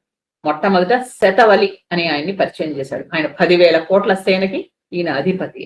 తర్వాత సుషేణుడు అని ఆయన్ని పిలిచాడు. ఆయన తారకి తండ్రి. ఆయన ఎన్ని వేల కోట్లతో వచ్చాడో ఆయనకి తెలియదు. అన్ని వేల కోట్లకి ఆయన కోట్లు అంటే ఏంటి, అన్ని కోట్ల వానరాలకి ఆయన అధిపతి. ఆయన మొత్తం చూస్తాడు. తర్వాత రోమ తండ్రి వచ్చాడు. ఆయన కూడా కొన్ని ఇంకొక ఆయన పెద్ద ఆయన వస్తే ఆయనకి నమస్కారం పాదాభివందనం చేశాడు సుగ్రీవుడు. చేసి ఈయన ఎవరో తెలుసా, మన హనుమంతుడి తండ్రి కేసరి, బలశాలి, ఈయన రాక్షసులు కూడా సంహరించాడు, ఈయన కూడా మనకు సాయానికి వచ్చాడు. రాముడు కూడా నమస్కరించాడు. తర్వాత గవాక్షుణ్ణి పరిచయం చేశాడు. ఆయన కొండ ముచ్చులన్నిటికీ అధిపతి. తర్వాత ధూమ్రుడు, ఆయన 2,000 కోట్ల భల్లూకాలు అంటే ఎలుగుబంట్లను తీసుకొచ్చాడు. భల్లూక నాయకుడు ఆయన. తర్వాత పనసుడు, ఆయన 3 కోట్ల వానరాలకి అధిపతి. నీలుడు 10 కోట్ల మందికి. గవయుడు 5 కోట్లు. ధరీముఖుడు 1000 కోట్లు. మైందుడు, ద్వివిధుడు, వీళ్ళందరూ అశ్వనీ కుమారుల అంశతో జన్మించారు. వీళ్ళు అనేక కోట్ల సేనతో వచ్చారు. గజుడు, తర్వాత జాంబవంతుడు వచ్చాడు. ఈయన 10 కోట్ల మంది బల్లూక యోధుల్ని తీసుకుని జాంబవంతుడు వచ్చాడు. రోమణ్వంతుడు, గంధమాభనుడు, వీళ్ళందరూ సేనాధిపతులుగా నియమించేశాడు ఆల్రెడీ సుగ్రీవుడు. సో వాళ్ళందరినీ పరిచయం చేస్తున్నాడు. ఈయన సేనాధిపతి, ఈయన సేనాధిపతి, ఈయన సేనాధిపతి. తర్వాత అంగదుడు, ఆయన కూడా కొన్ని కోట్ల వానరాలకి ఆయన సేనాధిపతి. తారుడు, ఇంద్రజానువు, రంభుడు, దుర్ముఖుడు, హనుమంతుడు కూడా సేనాధిపతి కొన్ని కోట్ల మందికి. నలుడు, దదిముఖుడు, శరభుడు, కుముదుడు, వహ్ని, రంభుడు, అంటే వీళ్ళ పేర్లు తలుచుకున్న వీళ్ళందరూ దేవతల అంశ కదండి. అందుకని చెప్తున్నాను, ఇవన్నీ రాసుకోవాలని కాదు. అంటే మనకి పేర్లు చెప్పానుగా, మళ్ళీ మనకి యుద్ధకాండలో వస్తే తెలుస్తుంది. వీళ్ళందరికీ శ్రీరామచంద్రుడి దర్శనమైంది. అయిన తర్వాత ఇప్పుడు చెప్పాడు సుగ్రీవుడు, మీరందరూ పక్కన మరి ఎక్కడ ఉంటారు వీళ్ళందరూ, మరి బయలుదేరే వరకు ఉండాలి. పక్కనున్న పర్వతాల మీద, సరయేళ్ల పక్కన వనాల్లో అందరూ ఉండండి. అక్కడ ఉండి సేద తీరుతూ ఉండండి. అంటే వాళ్ళకి ఇళ్ళకి మించి భోజనాలు అవి ఎక్కర్లేగా, వాళ్ళు తినేది పళ్ళు ఫలాలేగా. అందుకని అని మీరు సిద్ధంగా ఉండండి అని చెప్పాడు. తర్వాత ఇన్ని కోట్ల మంది వానరాలు చూసేసరికి శ్రీరామచంద్రమూర్తి మనస్సు చల్లబడి ఎలా అనిపిస్తుంది, బహు వీళ్ళందరూ నా కోసం సాయం చేయడానికి వచ్చారు పాపం. ఇప్పుడు సుగ్రీవుడు సంతోషపడ్డాడు. ఏంటంటే రాముడు నన్ను క్షమించాడు, అమ్మయ్య నేను రామకార్యం చెయ్యబోతున్నాను అని సుగ్రీవుడు శాంతించాడు. రామకార్యానికి వెళుతున్నాము అని వానరులు కేరింతలు కొడుతూ, వాడు ఉరుములు ఉరిమినట్టు అరుస్తూ, కిచకిచలు చేస్తూ వాడు సంతోషించాడు. వాళ్ళందరి సంతోషం ఎలా ఉందిట అంటే, ఒక వర్షధారలాగా ఆకాశం నుంచి భూమి నుంచి, ఇలా ఆకాశం నుంచి భూమి మీద పడుతున్నట్టుగా అరుపులు, వాళ్ళ అరవడం, గెంతడం, ఎంత సంతోషమయంగా అయిపోయింది. లక్ష్మణుడు కోపం తగ్గి శాంతించాడు. వర్షం ఎలా వచ్చే ముందు ఆకాశం ఎలా ఉంటుంది అలాగా కోతులతో ఆకాశం అంతా నిండిపోయిందిట. అందరి మనస్సులు ప్రశాంతంగా సంతోషంగా ఇంకా అన్ని మనకి శుభవార్తలే, ఇంకా మనకి మంగళవాక్యాలు ఇక్కడి నుంచి ప్రారంభం అయిపోయాయి కదా. కిష్కింధకాండ ఇంకా కొద్ది కాలంలో మనకి ముందు సుందరకాండ మొదలెట్టబోతున్నాం. సుందరకాండలో వెళ్ళి సీతాదేవి దర్శనం అవుతుంది. చక్కగా అందరికి హనుమంతుడితో పాటు మనం కూడా వెళదాం. అలా వెళ్ళి మనం కూడా సీతమ్మ తల్లి దర్శనం చేసుకున్నాం. తర్వాత ఇంత ఇస్తూ ఇలా సంతోషంతో పొంగిపోతూ ఇక్కడ మనందరికీ నిలబడిన శ్రీరామచంద్రమూర్తి పాదాలకి నమస్కారం చేద్దాం. ఎందుకంటే ఇంతవరకు దుఃఖభరితుడై ఉన్నాడు ఆయన. చక్కగా ఇప్పుడే మొట్టమొదటిసారి కాస్త నవ్వుతూ వాళ్ళందరినీ చూస్తూ ఆయన సంతోషిస్తున్నాడు. ఓహో ఇంకా వీళ్ళందరూ వెళతారు సీతమ్మ దర్శనం, మన సీతమ్మ జాడ చెప్తారు అంటూ సంతోషిస్తున్న రాముడి ముఖంలో చిరునవ్వు మనందరికీ కనిపిస్తోంది కదా. అదే అక్కడ వాల్మీకి చేసిన దృశ్య వర్ణన మనల్ని అందులోకి తీసి మనకి శ్రీరామచంద్రుడు చిరునవ్వు దర్శనం చేయిస్తున్నాడు. మనందరం ఒకసారి ఆ రామచంద్రుడి చిరునవ్వు దర్శనం చేసుకుని తక్కువేమి మనకు రాముండొక్కడుండు వరకు మనకి ఏమీ తక్కువ లేదు. మనందరం సుఖంగా హాయిగా ఉంటాం. అందరినీ కరుణిస్తాడు. మన రామకథ చక్కగా నిరంతరంగా ఇలా నిరాఘాటంగా చెప్పుకుని తరిద్దాం. ఆ రామ పాద పద్మాలు ఆశ్రయించుకుని మనం కూడా ప్రశ్రవణ గిరిలో వీళ్ళందరూ వెళ్లే వరకు ఉండి, అప్పుడు హనుమంతుడితో రాముడి దగ్గర మనం కూడా ఆయన అడిగి ఆయన అనుమతితో మనం కూడా హనుమంతుడితో పాటు మనం కూడా వెళ్ళి సీతమ్మ దర్శనం చేసుకుంటాం. అంతవరకు రామనామం చెప్పుకుంటూ స్వస్తి. యత్ర యత్ర రఘునాథ కీర్తనం తత్ర తత్ర కృతమస్తకాంజలిం బాష్పవారి పరిపూర్ణలోచనం మారుతిం నమత రాక్షసాంతకం. శ్రీరామ జయ రామ జయ జయ రామ, శ్రీరామ జయ రామ జయ జయ రామ, శ్రీరామ జయ రామ జయ జయ రామ. జై శ్రీరామ్. శ్రీ జాంబవత్ సుగ్రీవం శ్రీరామచంద్ర పరబ్రహ్మణే నమః. ఏమైనా సందేహాలు ఉన్నాయమ్మా నేను చెప్పిన దానిలో? అర్థం కానిది లేకపోతే మీరు మాత్రం ప్రతి వాళ్ళు ఇది మాత్రం అందరికీ నా అభ్యర్థన, తార గురించి రాయండి. మీకు ఎంత అర్థమైందో అంతే రాయండి. ఆవిడ మాట్లాడిన తీరు, ఎందుకంటే అది చాలా గొప్ప పాత్ర రామాయణంలో. ఆవిడికి ఎలాంటి కోపం లేదు, సుగ్రీవుడి మీద ఎలాంటి కోపం లేదు, రావుడి మీద. ఆవిడ చక్కగా ఎలా అడ్జస్ట్ అయిపోయింది. తర్వాత లక్ష్మణుడు కోపం తగ్గించింది. అంతకుముందు ఆయన తర్వాత వాలితో మాట్లాడిన తీరు, రాముడితో మాట్లాడిన తీరు, హనుమంతుడితో మాట్లాడిన తీరు అన్నీ మనం చెప్పుకున్నాం. ఆవిడ గురించి చాలా గొప్ప అనాలిసిస్ చేయొచ్చు ఆవిడ క్యారెక్టర్. చక్కగా రాయండి. ఎక్కువ 10 వాక్యాల్లో దాని గురించి మీకు అర్థమైంది. అది ఒకటి మనం ఇంకొకటి రాసింది చదువుతూ ఉంటే కూడా మనకు అద్భుతంగా తెలియని విషయాలు తెలుస్తుంటాయి. ఓ ఎంత గొప్పగా ఉంది. సో నెక్స్ట్ మళ్ళీ మండోదరి వెళ్ళే వరకు ఇప్పుడు మనకు గుర్తుండాలి. మండోదరిని కలిసిన తర్వాత మండోదరి గురించి చెప్పుకుందాం. సీతమ్మ గురించి చెప్పుకోవడానికి ఏముంది, ఆవిడ తల్లి, సీతమ్మ తల్లి, ఆవిడ శక్తి స్వరూపం. కానీ ఇలాంటి కొత్త కొత్తవి పాత్రలు ఎంత విచక్షణతో మాట్లాడుతుంది చూడండి. అంత కోపం తగ్గించింది. రామ కార్యానికి సుగ్రీవుని తీసుకెళ్ళగలిగింది. ఎంత గొప్ప. తన భర్త తప్పని చెప్పదు, పర్వాలేదు చిన్నవాడికి చేశాడు ఏదో అనేస్తోంది. వాళ్ళ గురువుని తెప్పించి పేరు చెప్పి ఆయన తగ్గించింది. వాక్ చతురతండి, సమయస్ఫూర్తి, గొప్ప. కార్యేషు దాసి కరణేషు మంత్రి లాగా ఠక్ ఠక్ అని చెప్పి కోపం తగ్గించి అన్ని ప్రసన్నం చేసి అది ఆవిడ గొప్ప క్యారెక్టర్. అది దాని గురించి మొత్తం చెప్పండి. చెప్పి యుద్ధ సన్నాహాలు కాకుండా ముందర సీతాన్వేషణ పని. మనం వచ్చే వారం అంతా ఏంటంటే ఎటువైపు ఎలా వెళ్ళాలి, అక్కడ ఏముంటుంది, ఎంత మ్యాప్ ఇస్తారు సుగ్రీవుడు, ఎలా వెళ్తారు వీళ్ళు, దక్షిణ దిశగా ఎవరు వెళ్ళారు, అవన్నీ చక్కగా వచ్చేవారం చెప్పుకున్నాం. మీకు సందేహాలు ఏమైనా ఉంటే అడగండి.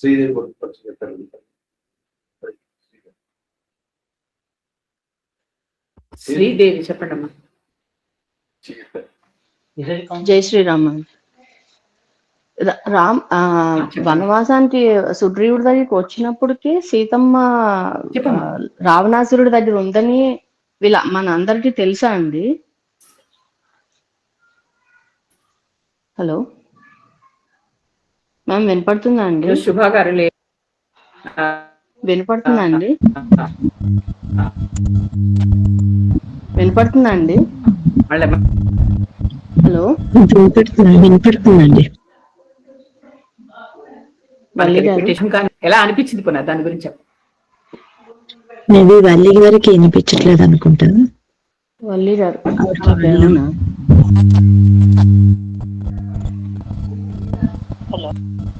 హలో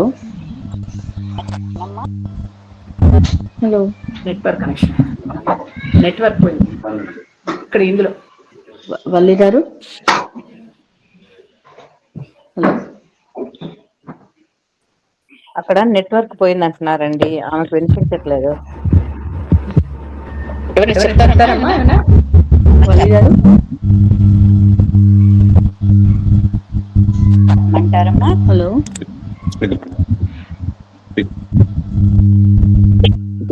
హలో ఎవరైనా హలో చెప్పమ్మా. అదే సుగ్రీవుడి దగ్గరికి వచ్చినప్పటికీ సీతమ్మ తల్లి రావణాసురుడి దగ్గర ఉందని అందరికీ తెలుసా అండి? తెలుసమ్మా, రావణాసురుడి దగ్గర అని తెలియదు. ఈవిడ గెస్ట్ చేస్తున్నారు అంతే. తార అనుకోవడం అంటే అక్కడికి వెళ్ళే అటువైపు వెళ్ళారు కాబట్టి ఆ నగల మూట దొరికింది కాబట్టి అని మంచి ప్రశ్న వేశారు. ఎందుకంటే తారకి ఎలా తెలుసు రావణాసురుడి దగ్గరికి వెళ్ళింది, రావణాసురుడి గురించి చెప్తుంది అంటే అది కేవలం ఆవిడ అనుకోవడం. ఇలా అయి ఉంటుంది, ఆయన గురించి కూడా ఆయన చెప్పాడు సుమా, ఇలా అయి ఉంటుంది అని చెప్పడం అంతే తప్ప రావణాసురుడు అని కనుక తెలిస్తే కేవలం దక్షిణం వైపే వెళ్ళేవాడు, మిగతా దిశల్లో వెళ్ళరుగా వానరులు. కాబట్టి ఇది ఒక గెస్ అంటే.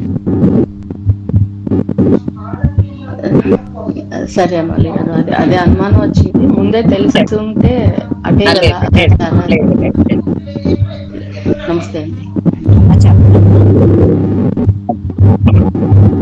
హలో అమ్మ చెప్పండి. చెప్పమ్మా.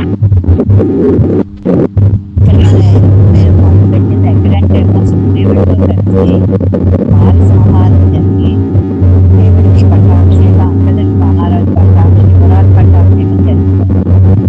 ఇక్కడ అంతా జరిగిన తర్వాత ఈ రోజు మనం ఇక్కడ మొదలుపెట్టింది ఎక్కడంటే ఆంజనేయుడు మాట్లాడే మాటల్ని ఎలా వినాలి, ఆయన వాక్చతురతను ఎలా తెలుసుకోగలగాలి అన్నది ఇక్కడ మనకు బాగా గమనించాలి. ఎందుకంటే వాక్చతురత అన్నది మనం గమనించినప్పుడే దాన్ని గ్రహించగలుగుతాం.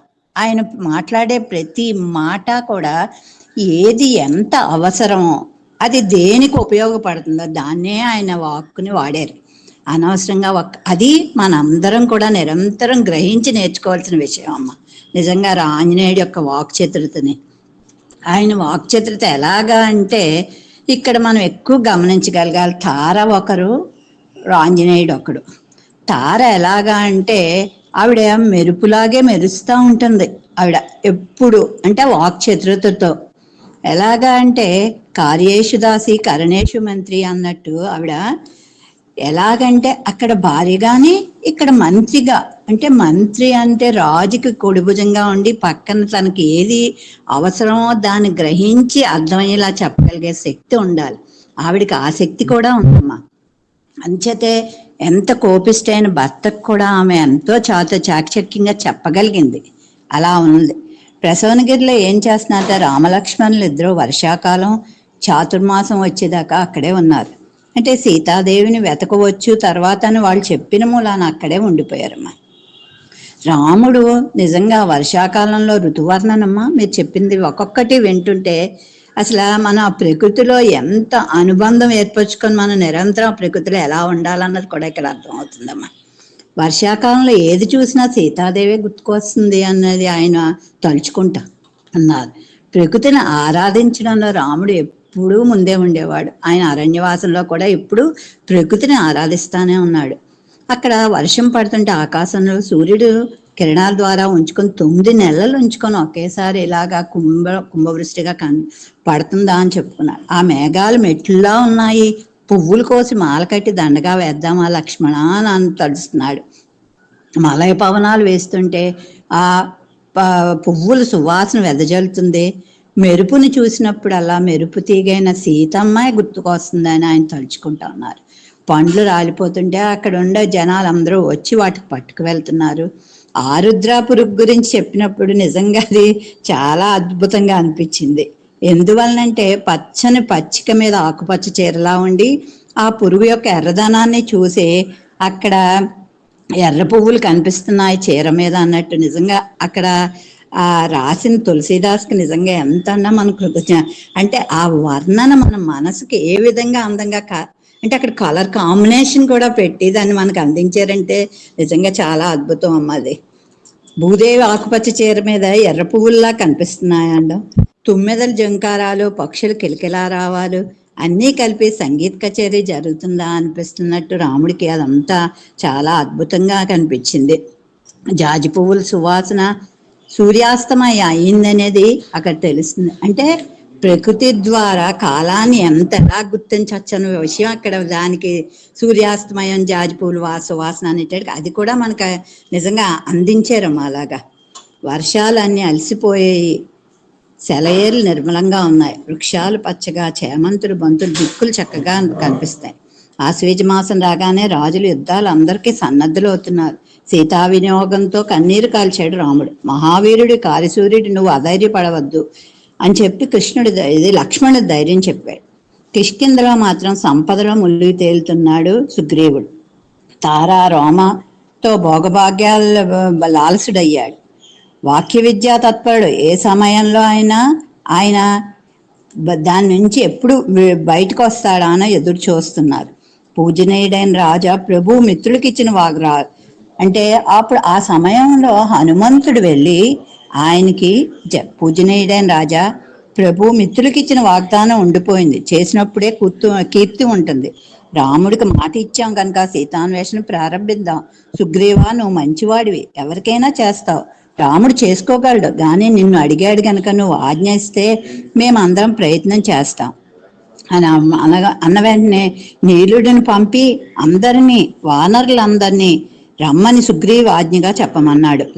అప్పుడు అక్కడ అలా కిష్కింధుడు అలాగుండా ఇక్కడ లక్ష్మణుడు పండ్లన్నీ స్వీకరించి తీసుకువస్తాడు. సుగ్రీవుడు సంపదలో మునిగిపోయాడు. మనం కబురు పంపాలా లక్ష్మణ అంటాడు రాముడు. అని ధనుష్టంకారం వినాలని ఉన్నదేమో అని మరలా గుర్తు చేసుకున్నాడు. వాలి సంహారం జరిగింది, ఆ ధనుష్టంకారం, సీతాన్వేషణ జరగాలి అన్నప్పుడు మీ అన్న వెళ్ళిన మార్గంలో వెళ్ళాలని ఉందా అని సుగ్రీవుడికి చెప్పమని లక్ష్మణుని వెళ్ళమంటాడు. అప్పుడు లక్ష్మణుడు అన్నగారి కోపం తెచ్చిన సుగ్రీవుడి మీద కోపం వచ్చి సుగ్రీవుని సంహరిస్తాననగా రాముడు శాంతించు, కోపం వద్దు అనగా ఆయన నడిచి వస్తూ ఉంటే వృక్షాలన్నీ కూడా ఊడిపోయాయి ఆయన కోపానికి. కొత్త కొత్త వానరులు ఎన్నడో కనిపించారట. మొక్కల వృక్షాల మించి గెంతుతా లక్ష్మణుడు వస్తున్నాడని సుగ్రీవునికి చెప్పేట కానీ ఆయనకి వినిపించలేదు. ఎలా ఉన్నాయని అక్కడ లక్ష్మణుడు రూపం అంటే ఆదిశేషుడిలా ఉన్నాడు. 5 నాలుకలతో ఉగ్ర రూపంలో, ధనస్సు పైన తెలిసిన నాలుకలాగా ఉంది.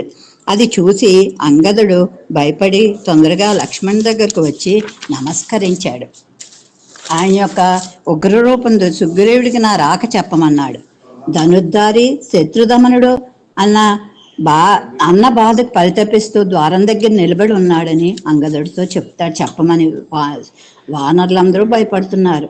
అంగదుడు, ప్లక్షుడు, ప్రభావుడు 2 మంత్రులను పిలిచి పెంతండ్రికి చెప్పమని చెప్తాడు. రాముడు సందేశం తీసుకువచ్చాడు. లక్ష్మణుడు, నువ్వు వారు వెళ్ళి వారిని శాంతింపచేయనగా నేను వారికి అపకారం చేయలేదు, నేను రాముడు స్నేహితులము. వాలిని సంహరించాడు. శుభలక్షణ సంపన్నుడైన లక్ష్మణ్ని పంపాడు. కాలాతీతం చేసావు. సీతావియోగంతో రాముడు బాధతో ఉన్నాడు. లక్ష్మణ్ని ముందు ప్రసన్న చేసుకో, భార్యాపుత్రులతో వెళ్ళి శరణ వేయడని మంత్రులు చెప్తారు. అంగదుడు వెళ్ళి లక్ష్మణ్ లోపలికి అప్పుడు లక్ష్మణుడు కిష్కింధనంతా దర్శిస్తాడు. దివ్యాంశ సంభూతులు వానరులు, దేవేంద్ర భవనంలా ఉంది. ఇంద్రుడు ఇచ్చిన ఫలపుష్పాలతో నిండి అంతటా ఎంత అద్భుతంగా బంగారు తోరణాలతో నిండి ఉంది కిష్కింధ అంతా. 7 కక్షల దాటి లోపలికి వెళ్తేనే అప్పుడు సుగ్రీవుడు భవనం వచ్చిందట. స్త్రీలు ఉన్నట్టుగా గాజుల శబ్దం వినిపించేటడికి అక్కడ లక్ష్మణుడు ఆగాడు. అదే ఆయన యొక్క సంస్కారానికి నిదర్శనం. ఎందుకంటే ఉన్నత కుటుంబంలో వచ్చిన వారు ఎవరైనా సంస్కారం ద్వారా స్త్రీలు ఉన్న దగ్గరికి ముందుకు అడుగు వేయరు అన్నదానికి అక్కడ మనకు సరిగ్గా కనిపిస్తుందమ్మ. అక్కడ ఉండి ధనుష్టంకారం చేశాడు. శబ్దానికి చెవులు పిక్కటిలే. దానికి సుగ్రీవుడు భయపడి తారను పిలిచాడట. నువ్వు వెళ్ళి మాట్లాడు, మృదువచనాలతో ప్రసన్న చేయి, అప్పుడు నేను వస్తాను అన్నాడు. నిజంగా ఇక్కడ మనం తెలుసుకోవాల్సిన నాకు ఏమనిపించిందంటమ్మా, ఆయన రాజయ్యుండి ఆవిడని పంపగలిగారంటే ఆవిడలో ఉన్న శక్తి, స్త్రీ శక్తి ఎంత గొప్పదన్నది అక్కడ మనకు నిరూపించబడింది. నిజంగా స్త్రీ శక్తికి ఎలాంటి వాళ్ళనా దాన్ని తీసుకోగలుగుతారమ్మా. అది స్త్రీ యొక్క గొప్పతనం. దాన్ని మనం గ్రహించి ఆ మార్గంలో మనం వెళ్ళడానికి మనం ఆ వాక్చాతుర్యం ఇది మనం తెలుసుకోగలగాలన్నది నాకు అక్కడ అనిపించిందమ్మా. నిజంగా సుగ్రీవుడు అప్పుడు నువ్వు వెళ్ళి మాట్లాడు, ప్రసన్నుడు చేయి లక్ష్మణుడు, నేను వస్తానని చెప్పిన తర్వాత ఆవిడ మర్యాదగా వెళ్ళి ఆయనకి నమస్కరించి లక్ష్మణుడు కూడా ఎంతో మర్యాదగా ఆవిడకి నమస్కరించాడు. తార వాక్చాతుర్యం, సమయస్ఫూర్తి, రాజకుమారా కోపం ఎందుకు నీకు? నీ మాటలు ఎవరైనా తిరస్కరించారా? నిజంగా ఆ మాటలోనే ఉందమ్మా అద్భుతం అంతా, ఆయన్ని ప్రసన్నం చేయడానికి. నువ్వు అని ఆయన్ని సమయస్ఫూర్తి, కోపం ఎందుకు, నీ మాటలు ఎవరైనా తిరస్కరించారా అని అన్ని అడిగేటట్టుగా ఆయన కూడా ఎంతో సంస్కారవంతగా, తారా నువ్వు మహారాణివి, ప్రభు హితాన్నే కోరుతావు కదా, మధుపానంలో మునిగి ఉన్న మాటను మర్చిపోయి ఉపకారం చేసిన వాడికి ఉపకారం చేయలేదు, అతను ఏమి చేయాలో నువ్వే చెప్పు, నేనేమి చెప్పనని ఎంత ఇదిగా లక్ష్మణుని కూడా చెప్పగలుగుతాడు. ఓ మహావీర, ఇంత కోపం తెచ్చుకోకు, సుగ్రీవుడు మీకు ఇచ్చిన మాటను మర్చిపోలేదు, ఏమైనా తప్పు చేస్తే క్షమించమని ముందే ఒక మాట ఆవిడ చెప్పిస్తుందమ్మ, ఇంకా ఆయన కోపం లేకుండా. ఈయన వానరుడు, కొంచెం చంచల స్వభావం ఉంటుంది. రాజ్యం, భార్య ఇన్నాళ్ళు లేక ఒకేసారి లభించే కామానికి లోనయ్యాడు.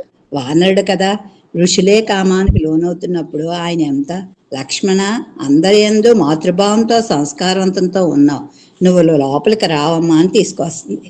అప్పుడు అక్కడ సుగ్రీవుడు రామతో కూర్చొని అక్కడ ఉండడం మనకు దర్శనం. సుగ్రీవ అని చెప్పి అప్పుడు లక్ష్మణుడు మాట్లాడు, సుగుణాలు ఉన్నవు రాజు కదా, మధుపానంలో మునిగి రాముడికి ఇచ్చిన వాగ్దానం మర్చిపోయావు, చంపిన పాపం వస్తుంది ఇలాంటి తప్పు చేసినప్పుడు. ఎందుకంటే కృతజ్ఞుడు ఉపకారం చేసినప్పుడు దాన్ని చేయనప్పుడు. దీనికి ప్రాయశ్చిత్తం లేదు. రాముడు అనుగ్రహం వల్లే రాజ్యం దక్కింది. మీ అన్నగారి మార్గంలో వెళ్తావా అని రాముడు చెప్పమన్నాడని రాముడు సందేశాన్ని అందిస్తాడు. అప్పుడు సుగ్రీవుడు నమస్కరించి లక్ష్మణ స్వామి నాకు రాముడు మిత్రుడు, ఆయన మాకు రాజు, మా యంద ఆయన అలా అప్పుడు ఈవిడ చెప్తే తార, లక్ష్మణ నువ్వు అలాగ అనవద్దు, ఆయన మాకు రాజు, మా ముందు ఆయన్ని అలాగ అనవద్దు అని చెప్పి ఆవిడ ఎంతో మర్యాదగా, అంటే అక్కడ ఎలాగా ఆ సుగ్రీవుడి మర్యాదను దక్కించాలో తెలుసుకొని మాట్లాడగలిగిందమ్మా ఆవిడ. అక్కడ పెద్ద వంశం నుంచి వచ్చిన వాడే కదా, నీకు కోపం ఎందుకు అయ్యా, రాముడి కోసం మమ్మల్ని అందరినీ వదిలేస్తాడు అవసరమైతే సుగ్రీవుడు. వాలి అప్పుడు అని చెప్పి వాలి కూడా చెప్పాడు రావణాసుడి గురించి అని తను అంటే ఊహించుకుంటుంది. ఎప్పుడు తార ముందు జరిగేది తెలుసుకొని అప్పుడు యుద్ధానికి వెళ్ళినప్పుడు కూడా రాముడికి అదే హెచ్చరిక అందించిందమ్మా ఆవిడ. అంటే రాముడు వచ్చాడు అంటే నీకు సంహారం జరుగుతుందని వెళ్ళవద్దని అక్కడ ఎలా హెచ్చరించిందో ఇక్కడ కూడా ముందే రావణాసుడు తీసుకెళ్ళాడని ఊహించుకొని ఆవిడ అక్కడ రావణాసుడు ఎలా ఉంటాడు, అక్కడ ఎంతమంది రాక్షసులు ఉన్నారో వాళ్ళ సంహారం గురించి ఇవన్నీ ఆలోచిస్తున్నానని నిజంగా ఆవిడ ముందే చాతుర్యంగా మాట్లాడి దీని గురించి అక్కడ చెప్తుందమ్మా. వేల మంది రాక్షసులు ఉంటారు, వారిని చంపి ముందుకు వెళ్ళాలి కదా, అందుకే వానరులందరినీ ఎక్కడి నుంచో రమ్మని సుగ్రీవుడు ఆజ్ఞ వేశాడు. నీ కోపానికి వానస్త్రీలు భయపడుతున్నారయ్యా అని చెప్పి ఇక్కడ విశ్వామిత్రుడే మేనక గురించి అన్న మాట కూడా ఆవిడ అక్కడ అనడంతో లక్ష్మణుడు శాంతించాడు. ఎక్కడ ఏ మాట అనాలో అక్కడ అది ఆవిడ అనిచ్చే గురువు గారి గురించి చెప్పేటట్టుగా అక్కడ ఆయనకి శాంతవం సంభవించింది. రాముడికి ప్రత్యుపకారం చేసే గొప్పతనం నాకెక్కడుంది అని చెప్పి సుగ్రీవుడు అంటాడు. రాముడు నా మీద ప్రేమతో అలా అన్న, హద్దు మీరాని కాలయాపన జరిగింది, క్షమించండి అని చెప్పి మీ వినయ విధేతలు తెలుసయ్యని సుగ్రీవుడు అప్పుడు లక్ష్మణునికి నమస్కారం చేసి నా దోషాలను గ్రహించావు, నీ మిత్రత్వం సత్యమైంది అన్నప్పుడు లక్ష్మణుడు కూడా ఇద్దరూ కూడా వారి తప్పులు వారు తెలుసుకొని క్షమాపణ చెప్తుంది. ఇక్కడ కూడా మనం ఒక విషయం చాలా బాగా నేర్చుకోవాల్సింది ఉందమ్మా. మన తప్పును మనం గ్రహించుకోగలిగి ఒక్కసారి క్షమాపణ చెప్తే దాన్ని మన తప్పు నుంచి ఎంత విముక్తి అవుతాం అన్నది ఇక్కడ ఈ విషయం ద్వారా కూడా తెలుసుకోగలుగుతున్నామా. ఆయన బాధను చూడలేక నేను ఆగ్రహించాను, నన్ను క్షమించు అని చెప్పి లక్ష్మణుడు కూడా చెప్పుకున్న ఇద్దరు. మహేంద్రగిరి, కైలాస పర్వతం, హిమాలయం, మందరాచలం మేరు పర్వతం దగ్గర నుంచి 5 పర్వతాల నుంచి వానరులు భయపెట్టి తీసుకురమ్మన్నారు. 10 కోట్ల మంది వానరులు హిమాలయాలు వెళ్ళిన దూతలో వస్తున్నారు. అక్కడి నుంచి వచ్చిన పండ్లు తేనె అన్ని తిని మీకు తీసుకొచ్చాము, అవి తింటే 10 రోజుల దాకా ఆకలేయట్లేదని వానరులందరూ కూడా తెచ్చి అక్కడ పెట్టి వాళ్ళందరూ కూడా రామ దర్శనానికే బయలుదేరతారమ్మా. పల్లకీని అందంగా అలంకరించి లక్ష్మణ్ దానిలో కూర్చోబెట్టి అంత అలంకరణతో పల్లకీలో సుగ్రీవుడు కూడా కూర్చొని ఇద్దరు వెళ్తున్నారు. అందరూ రామ దర్శనం కోసమే ఎదురు చూసా రామ దర్శనానికి బయలుదేరుతున్నారమ్మా.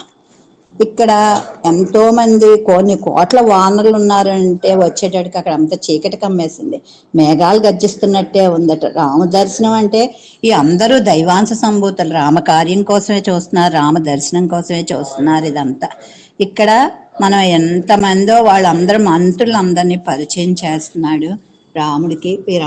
అందరూ కూడా రామకార్యం కోసం రామ దర్శనం. మనం రాముడి దర్శనం చేసుకొని హనుమంతుడి మార్గంలో వెళ్ళి రాముడిని మనం చేరుకుందాం. ధన్యవాదాలు. చాలా చాలా సుభద్ర గారు బాగా చెప్పారు. ధన్యవాదాలు. ధన్యవాదాలు.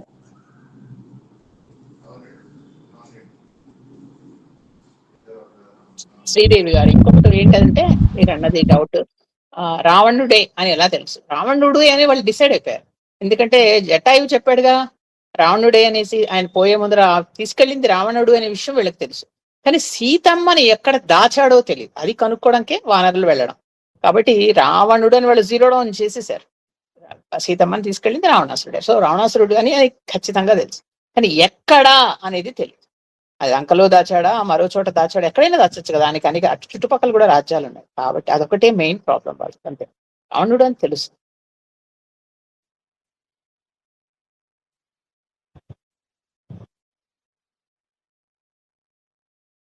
ఇంకా ఎవరికైనా డౌట్స్ ఉన్నాయమ్మా?